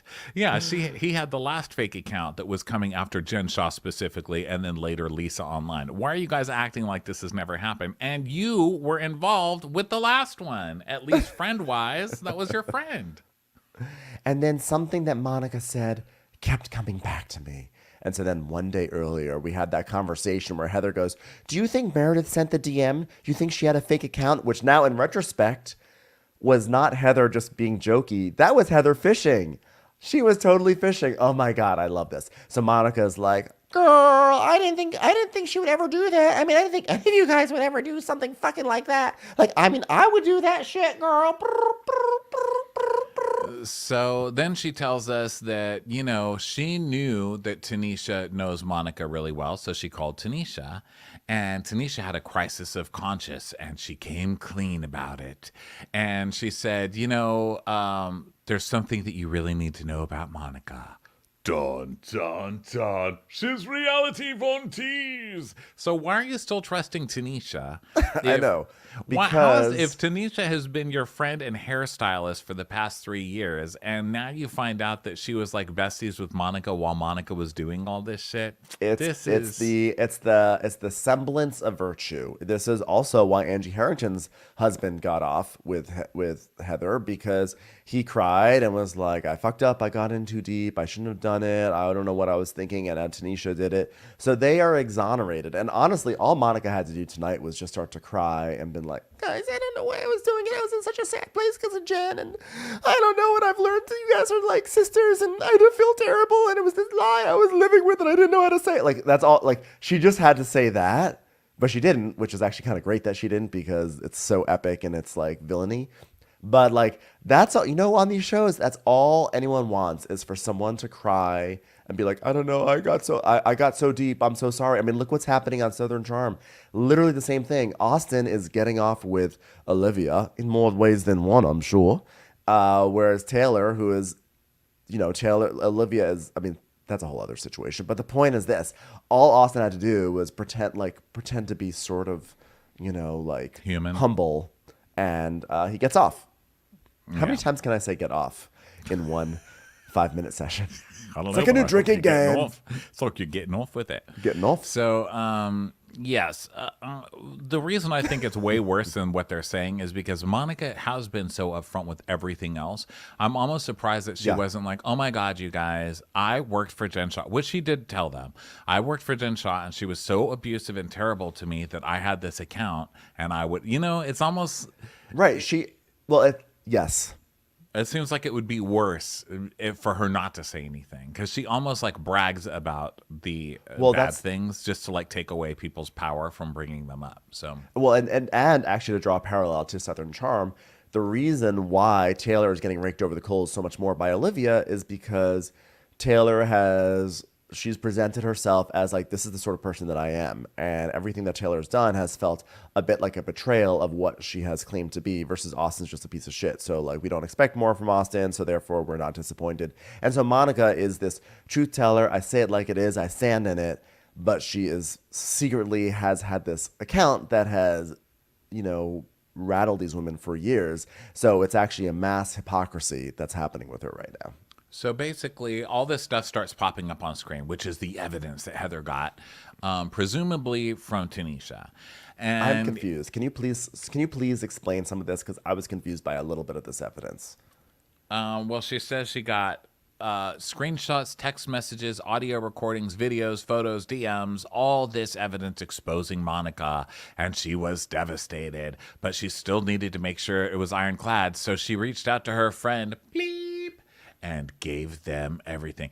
Now, when she said this, do you think she meant in the FBI? Because her dad was FBI, Heather's dad. You know, I don't know. Maybe. I'm sure it was. Well, maybe she made friends with some of the Homeland Security people who dropped by her lab that one time. This beauty lab. Maybe some of them, they arrested Jen, and then they were like, you know, by the way, can you let us know a little bit more about your spa packages? Thanks. So what stuff were you confused about? So they put up on screen when she talked about that her phone was flooded with screenshots and text messages, et cetera, from Tanisha. One thing that they put up on screen for a long time was something that said, at Heather Gay, am I a thief or are you a bad mom? And then Monica had a text that saying, bitch, we're in holiday. What's Heather's address? We just want to see it. So what did that stuff mean? I didn't understand it. I have no idea. I'm reading it right now. It's too much. It's too much for me to put together. Like, Okay, I don't we'll just understand what it assume all it was means. It's just damning. they just put up a lot of stuff that you can't really. I mean, basically, they show a text where there are 3 people, but it looks like it's Tanisha and Monica. I guess it's just establishing that they were friends. Or maybe But that's the whole Monica text trying to get Heather's address from Tanisha, trying to like use that information. Well, this whole text starts with Tanisha saying, but low key, cry face, cry face, cry face.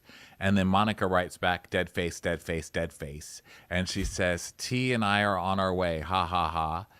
We are going out in SLC next week. And then someone says, let's do it. Oh, I wish y'all were here. Cry face, cry face.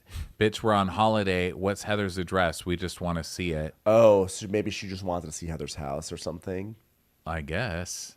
Either way, showing that she was like definitely coming from fan perspective, not fellow housewife perspective. I guess. So Whitney now chimes in. That account, Anila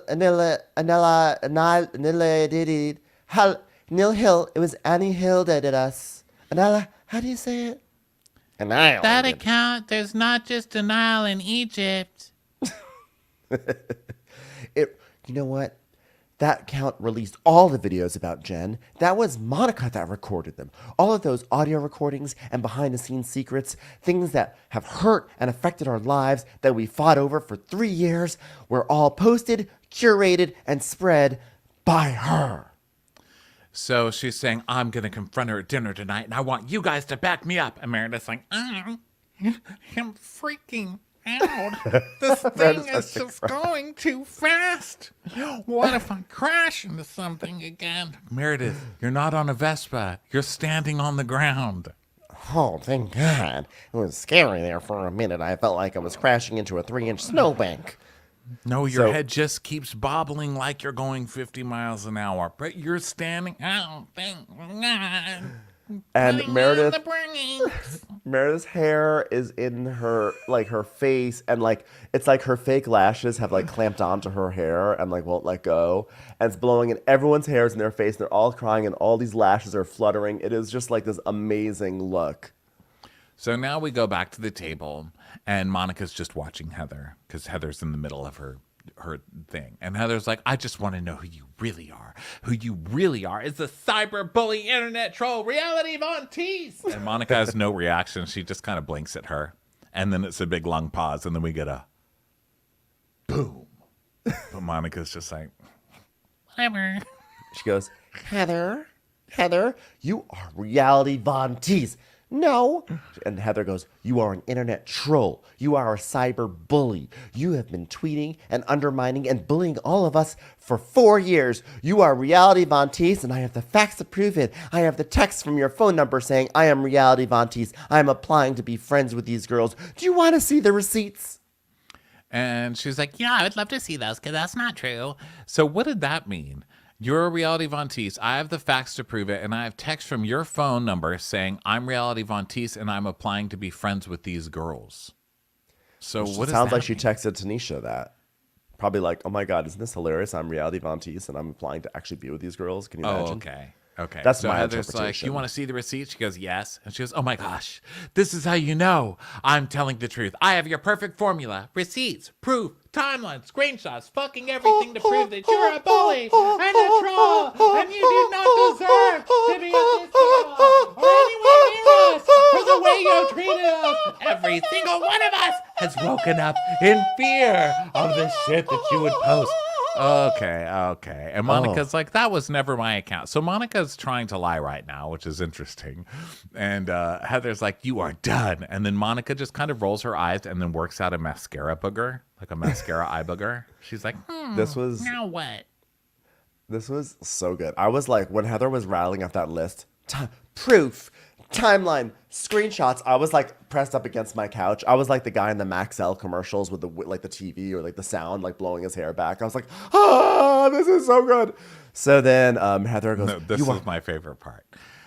Monica's doing her mascara booger, and she's not really reacting because she's trying to figure out. So the ha choir decides to just go into overdrive, and they start doing Latin haws. I died. Did you catch this? They're like, No, I did not.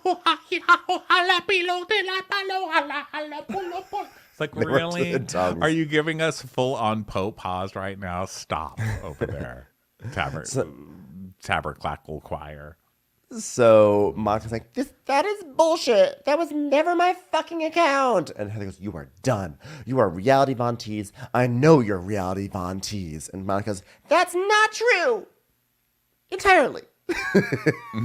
Boom. I was like, oh, bitch. Oh, no. So Lisa's like, what do you mean entirely? She goes, Well, that means it's part true, Lisa. and she goes, oh my God, disgusting. You are disgusting. Lisa. And now Heather goes, you think you can sit at our table and have us celebrate your birthday? And then Monica fake smokes. Did you catch that? She goes, And then Whitney moves her chair away. Whitney is like, I'm moving to a different side of the Bermuda Triangle right now. So Monica's like, you're not even listening to what I have to say. And Heather's like, you infiltrated this friend group. You sought out Jen Shah on social media, and then you worked for her under the name Monica Valor. And then you got caught on security footage in Meredith's store, which is when Murillo stole the clutch, which of course they bleep out Murillo's name. it's Monica Fowler, though, just by the way. Oh, that so makes more she's like, sense. I was like, Valor, that's a new name. I haven't heard Valor. of Valor. She's Valor. just naming herself after fabrics. And then you showed up as Monica Pleather, and you tried to get free Botox again. And then Monica Interlock walked into our lives. I will never trust Monica Corduroy for as long as I live. So yeah, she's like, and then there's security footage in Meredith's store. And Monica's like, that wasn't me. I didn't fucking steal shit. So and Heather this goes, is when Murillo stole the clutch. And she goes, that wasn't me. So she goes, so this is Monica again twisting stuff. So she goes, when Murillo stole the clutch, she goes, no, that wasn't me. I didn't steal anything. And she goes, it was you. You were blocking yourself from the camera and you had a different name.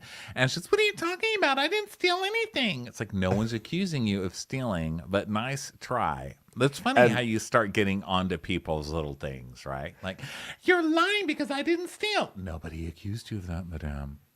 and this activates Meredith. You were at my store, Monica, and it's on my security footage. Oh my God. And then when we see the security footage, it is so,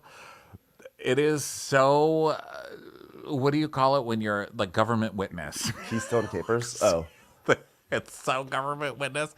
It's just like this terrible blonde extension. Like you see all the tracks, the steps of the tracks in the back of the head. Monica kind of trying to hide from. I mean, it is so funny. And she she's looks like, right I at did the not camera. steal from you. It's the security footage gave me chills. I was like, oh my God. I cannot believe this. And Meredith goes, I'm not accusing you of stealing, but you said, this is the first time I have ever been here. And so then 2 months earlier, Monica in Meredith's boutique going, oh my God, girl, this is so cute. I've never been here. Oh my gosh, never been here before, ever. Never been here. Never been here. Never been here. Oh, never been here, huh? Never been here, huh? And Heather's like, you are a fraud, a liar, and a fraud. And it's like, Okay, Heather. and Lisa's yelling, and you were doing drive-bys at Jen Shah's house. She used to do drive-bys. I feel like not the strongest evidence brought forward by Lisa. I mean, she did do drive-bys, but I feel like there's a lot of good stuff they're working with, and I feel like Lisa just wants to join in. But I feel like Lisa entering in, you did drive-bys at Jen Shah's house, just not as strong. I feel like that was pretty much public that she did that. When was it public? What do you mean? Didn't Monica have videos of her being like, look at me doing a drive-by? Oh, no, I don't remember that. Oh, I definitely saw one, but maybe that came out after the fact. Oh, I was wondering I saw what one this last whole night. drive-by thing. It was her, like, she has like a little, she's like, looks like Claire Danes in Homeland. She has like a little scarf around her head, and she's like, oh my God, girl, I'm like driving by Jen's house right now, girl. And so Monica's yelling at her, I don't have to do a drive-by. I was with her the whole time, you dumb bitch. Like, I actually knew her. And so now Lisa and her are yelling at each other, who's a dumb bitch, you know? She's like, you're a dumb bitch. Don't call me a dumb bitch. I don't want to hear you fucking mouth again. You don't call me a dumb bitch. Ah. And so Monica is like, Well, you don't get to tell me to be quiet, you motherfucking piece of shit. so now they're just cursing at each other and screaming. And Monica's like, you want to talk about it, dumb bitch? And Lisa's like, you're a dumb bitch. You got caught doing a drive-by and you had a cyberbully account while you're working for a fucking salon. You're a fucking dumb bitch. You're a fucking dumb bitch. Shut the fuck up. By the Monica. way. So now Lisa stands up and she's yelling dumb bitch. They're just yelling dumb bitch at each other. And you see production. Oh my God. Running in the background. Production is freaking out in the back. Like, oh my God, do we stop? There's like some blonde girl who's like, we have to stop this. They're you opening just up know curtains. Deb is like, we have to stop this. It's going to get violent. And then Jack's like, you are not stopping anything, Deb. You stay in here right now. If that sliding glass door moves, Deb, you're fucking back to fucking Southern hospitality. She's like, no, we have to stop it. Monica, the bottom line is, who do we fucking believe right now? Because you trolled every one of us. And Monica's like, you guys are not listening. So Monica tells us, Monica, Vontice was never just one person. It wasn't just me. There were several other humans involved. But bottom line, our mission was to take down Jen. The other women were just collateral damage. What are we watching here? This was, I was like, this felt like they took it out of Revenge or something. To like, it wasn't just one person. There's a shadow conspiracy, and the other women are collateral damage. I'm like, what? It was very Pretty Little Network Liars. It was like, procedural well, writer A did this. is Mona. Well, not really. Okay, A's not really Mona. It could be a lot of different people. It's like it's season 12. Can we please just be? It's someone different every fucking year. You know, Jenny from season 2 was probably being like, I was a victim of reality Vontice. Shut up, Jenny. No one wants to hear from you. So now, from what I could gather, Monica's again not lying. Like, look, here's the thing. Yes, of course, all this is hideous. I think in general, Monica's iffy, like as a personality. I think she's been great casting, but as a person, definitely iffy.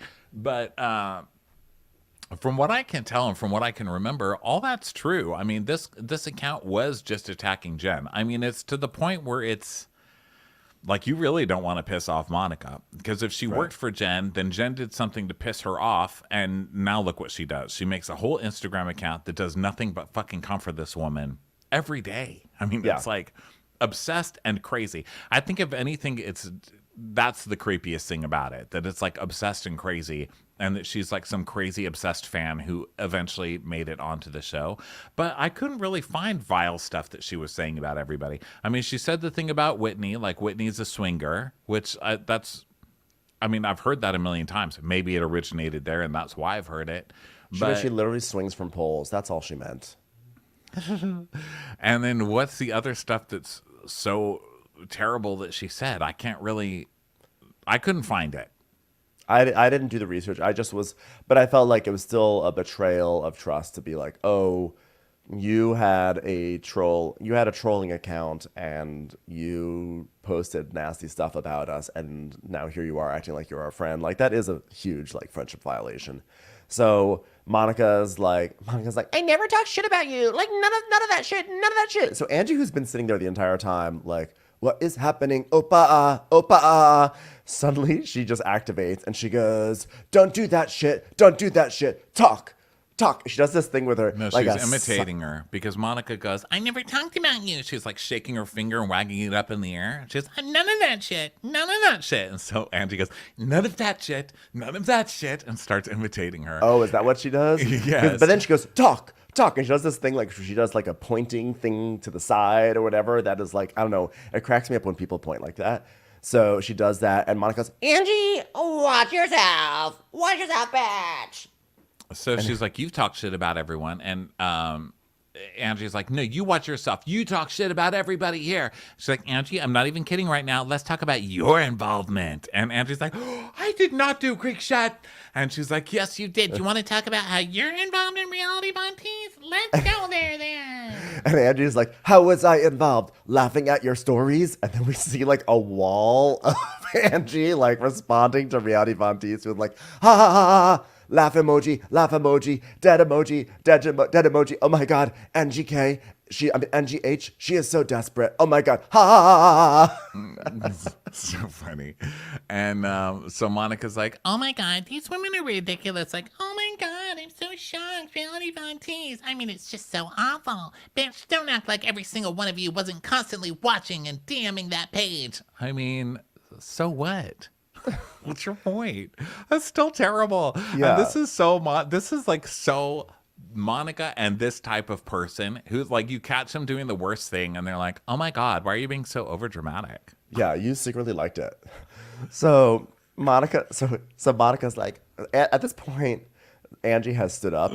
And so Monica's like, sit the fuck down and shut the fuck up. And she goes, don't fucking talk about me. I didn't do shit on that page. And Monica's like, go pay the IRS, bitch. I'm rich. That's Angie's great defense. And then she picks up a bouquet. That was my favorite part, was that Angie's like, bitch, I'm rich. And then she picks up a bouquet sort of threateningly, like a centerpiece. She goes, bitch, I'm current. I'm current, bitch. I'm current. My shit is fucking current. And she picks up this huge thing of flowers, and Monica's like, okay, go ahead and throw the flowers in. She's like, oh, well, still, I'm current. She just puts them back down on the table. Like, what am I going to throw, a bouquet? This bizarre threat, like, I'm holding a centerpiece. It may not be Angie. Greek, but it has the power of Fucking awkward Dionysus. ass Angie picking up the centerpiece and then putting it down gingerly. It was just like the funniest idle threat. But she was like holding it to the side too. Like she was just like presenting it like, not only am I angry at you, but I am selling centerpieces now for $39.99. Call now. But also Monica, who didn't pay her beauty lab bill, is being sued by 21 different people for non-payment Including her car and wash. had her car taken back because she wasn't paying her rent or whatever on the car. It's like, Go pay the IRS then. Go pay the IRS. like, how dare you poor shame me, ma'am? So then Monica goes, I'm being I will not be completely honest poor with you. shamed by a poor. Yes. So Monica says she's being completely honest. And when he goes, but you're not being completely honest because you ran the troll account that attacked me for years. She goes, I didn't do that, Whitney. I don't know what to tell you, but I didn't do that. And so now she says, it wasn't ever my account. It was fucking Tanisha's account. That's whose account it was. So now she's trying to completely throw the blame, which, by the way, is fair because that's what Tanisha did first. They were obviously doing this both together, and Tanisha tried to get out of it by blaming Monica, and now Monica's doing the same thing. So Whitney's like, well, you know, you accused your best friend of doing the account, but then you're still sitting here with us, and that's supposedly your best friend. That's fucked up. And she's like, but I didn't start it. It was Tanisha. So Meredith goes, What? Man, you do with that. Hold on. There's a yellow light. I am slowing down with that account. you're not driving. Please, you're not on the best spot, Meredith. I have a very important question. What is the real difference between yield and stop? Don't you kind of stop for both of them? Like, why do we have two different versions? And why is caution the same color as yield? How does anybody not crash? So Meredith's like, what did you do with that account? Why don't you tell us? And Heather goes, yeah, tell us what you did on Reality Von Teese. It's a fair question since it bullied all of us for 4 years. And when he goes, yeah, you just said that you partially ran the account. Yeah, and tell us, since you're such a truth seeker, honesty, etc. She goes, I didn't do that shit. I didn't do that shit. Well, why don't you tell us what you do with the account? Tell us right now. And so now we get a whole new song. It's like, dun, dun, dun. And then it goes to like, da, da, da, da. It's like a cartoon. It just keeps changing the score. So Monica goes, okay. And then we get a new song. Dun, dun, dun, dun, dun, dun. And Monica's like, Some of the videos that I took of Jen that my friend told me to record of her, some of those are posted on there. okay, so these are where there's video recording of Jen abusing the designer Koa. Right. Where Famous she's just- video. Yes, she's just losing her shit at Koa and basically abusing her while Coach Shaw just sits there dumbfounded. And apparently it was Monica who took these videos and Monica who released them. Dun, dun, dun. So then Lisa goes, what are you going to do? Video all of us and post it online? Which I'm glad that I'm mad that she said that because I wanted to hear Monica explain what she did with the video, but by doing this just sends Monica into this derails the whole thing. So we never get really any more details after that. Yeah. So then, of course, it devolves into a typical Monica argument, which is, you're so stupid. Fuck you, you dumb old fucking piece of shit. Rubber, leather, Donald Trump hand. Shut the fuck up. Donald Trump hand. Donald Trump hand? A, LOL. And B, you're no spring chicken, ma'am. Stop age shaming everybody. Just stop it. Okay. The one thing you can always count on, if you're lucky, is getting older. I know. She always goes the old thing. You're ugly now. And she's not going to have much longer that to be able to do that. So Lisa's like, well, I don't want someone around me that's going to video me and post that online. Oh. Yeah. So she's like, I haven't lied to you, which is more than any of you have ever done about your dark-ass little secrets. And Whitney goes, there are no dark little secrets. Clearly, you're the one with the secret. You've been running an account that's exploited my vagina for years. Monica's like, I didn't do shit. Janisha started the account. Blank ran the account. Blank did this to the account. And it was all these people, so you can bring it on me if you want. But I did nothing. It's like the end of a Perry Mason episode. She's basically like, I didn't say shit about anyone else except for Jen. Like, she was basically like the Jen account specialist. You know, like, it was like, oh, we have some good shit. We want to get a good story out there about Meredith Marks. Like, yeah, sorry, that's not my department. I'm Jen Shaw. So she's like 100%. I was to Jen Shaw, and I will own that to the grave because that little whore is one of the worst humans I ever met in my life. So Monica says, I don't think like reality Von Teese is like really that bad of a thing, girl. Like, I think scamming elderly people out of tens of millions of dollars is a bad thing, but I think having a fucking burner page on Instagram account to expose someone and their abuse is not a bad thing. I just think that's telling the truth, girl. Now, see, this is where she's winning. And I have to say, you can't bring going against Jen Shaw up as somebody's bad quality and expect to win in this in a public relations kind of a way. You just can't do it. I mean, I get the whole like Monica's lied to us this whole time. She's been a fan of this person this whole time, but you guys already knew that. She was a freaking assistant of Jen Shaw's that's been on the show. Like, none of that's this huge of a surprise. And from what we can tell from even all the stuff that they've put up on the show, all the evidence that this lady posted on her stupid blog or whatever, all it's doing is calling out Jen Shaw, who's one of the worst people to ever be on television. So you can't, they're putting themselves in the position of like, now we're mad at you because we're standing up for Jen, which is horrible. Like, that's just going to make the audience completely turn against you. It's like, it went from like one of the greatest moves to you're losing this. I felt like it's an election night and I'm standing there watching the numbers come in and I'm like, oh no. Well, we're there's not two winning. The East Coast or the West Coast is starting to come in, or whatever it is. The East Coast is starting to come in. I mean, Monica is smart for reminding everyone that these women sort of like went to bat for Jen Shaw when Jen Shaw was blatantly a criminal, and everyone knew she was a criminal, and the writing was on the wall, and that like an Instagram account doesn't even pale in comparison to like wide scale fraud. Yes, but I think the issue is, where I think the women got off with their messaging was that they should have been like, you had an account where you were like shit talking us for years and you didn't even mention that. Like, how do you not mention that? Like, that's so deceptive. Right. To us. That's what I'm saying. It's just right. The way they're playing this, the politics are turning very quickly. You know right, what I mean?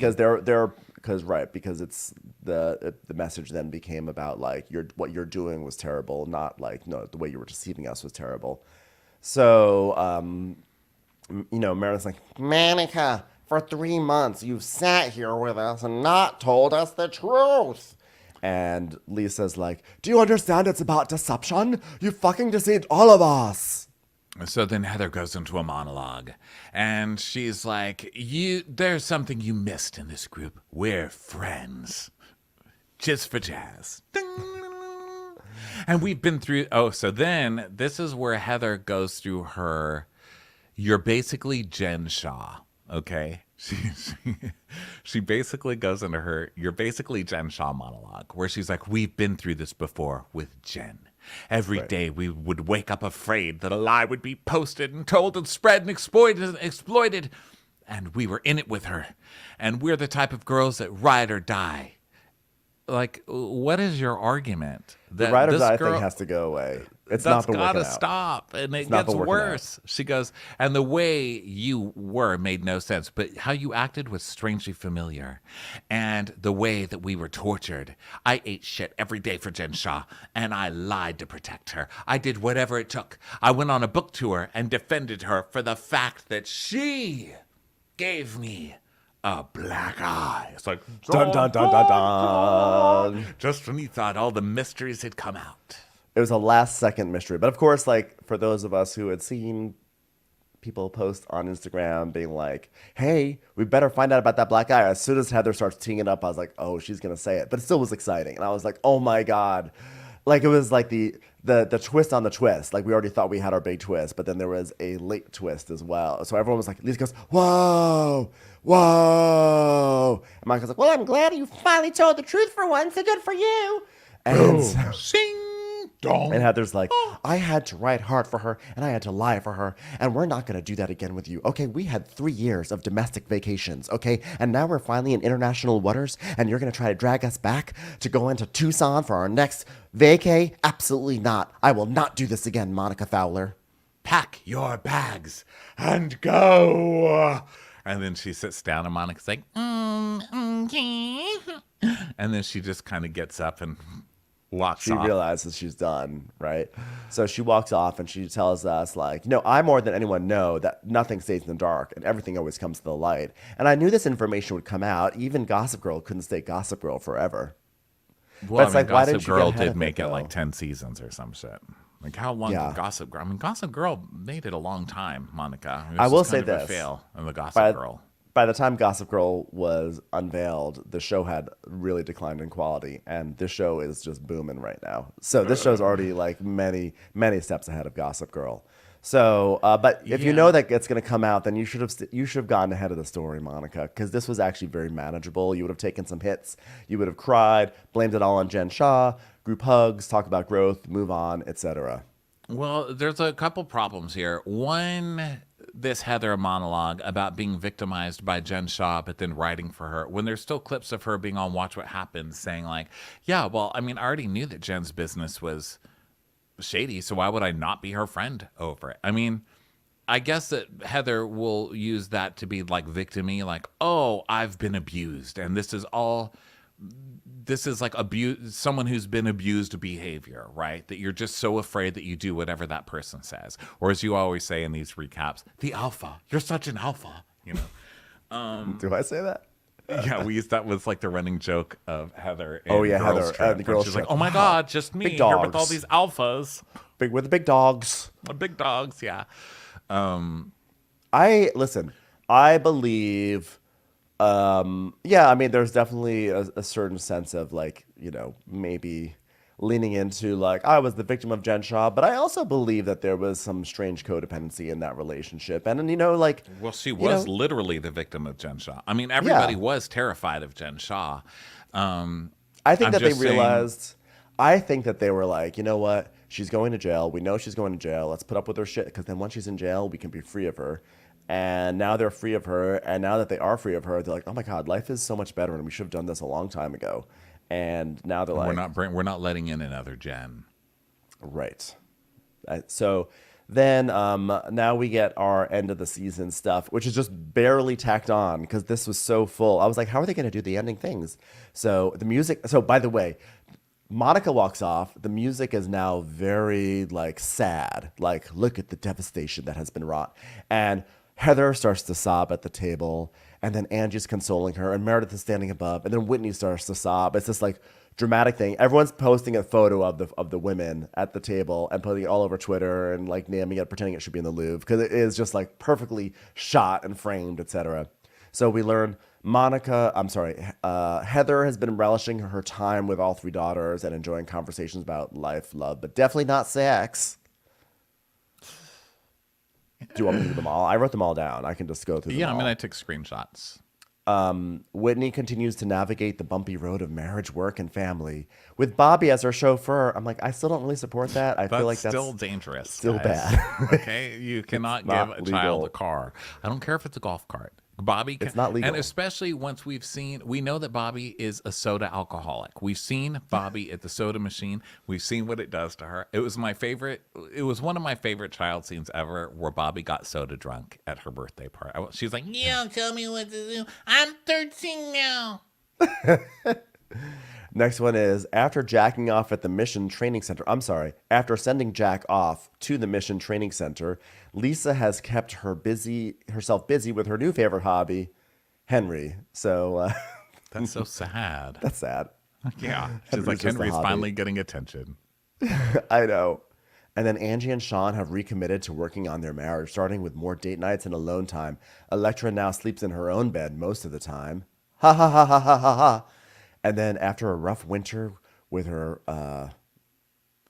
with her friends and 4 unbearable days without a bathtub, Meredith went home and immediately upgraded to a jacuzzi in her rental. Not a homeowner. So then the producer is like, take me back to the final dinner when the women asked you to leave, Monica. And that's when we get the Zelda Tower puzzle dong, the shrine dong.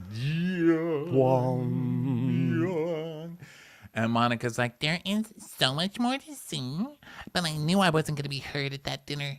And there were a lot of things I could have said, but that wasn't the time.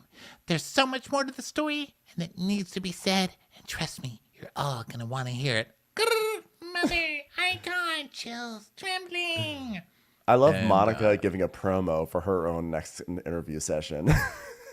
Monica. Next time really? on Monica. I mean, the details come out. hilarious. And she is very Jen. I mean, they show the reunion where she shows up with a burn book from Mean Girls. I'm like, oh. Yeah, and they all go, "Oh God!" And her little coda is that she still has not spoken with the other women or her mother since Bermuda. So, yeah, the reunion's gonna be out of control. I can't wait to find out what the ratings were for last night and what the ratings are gonna be for the reunion, because I think it's gonna be literally out of control. Well, look, this has given us so much. I really am not in the place to ask for anything, but I will request that Linda moderates this reunion. Please. Please. Please bring Linda to the reunion. Mary's going to be at the reunion, so there's that. Yep. Well, it's going to be amazing. We've got still a month left of this show. Very excited. What an episode. Wow. Thank you, Bravs. Thank you, Bravo Gods. This recap was so long, I'm surprised the reunion hasn't started to air already. So thanks, everyone, for listening. And we have more recaps to come this week, all the big shows. So stick around for that, and we'll catch you on the next episode. Bye, everyone. Bye.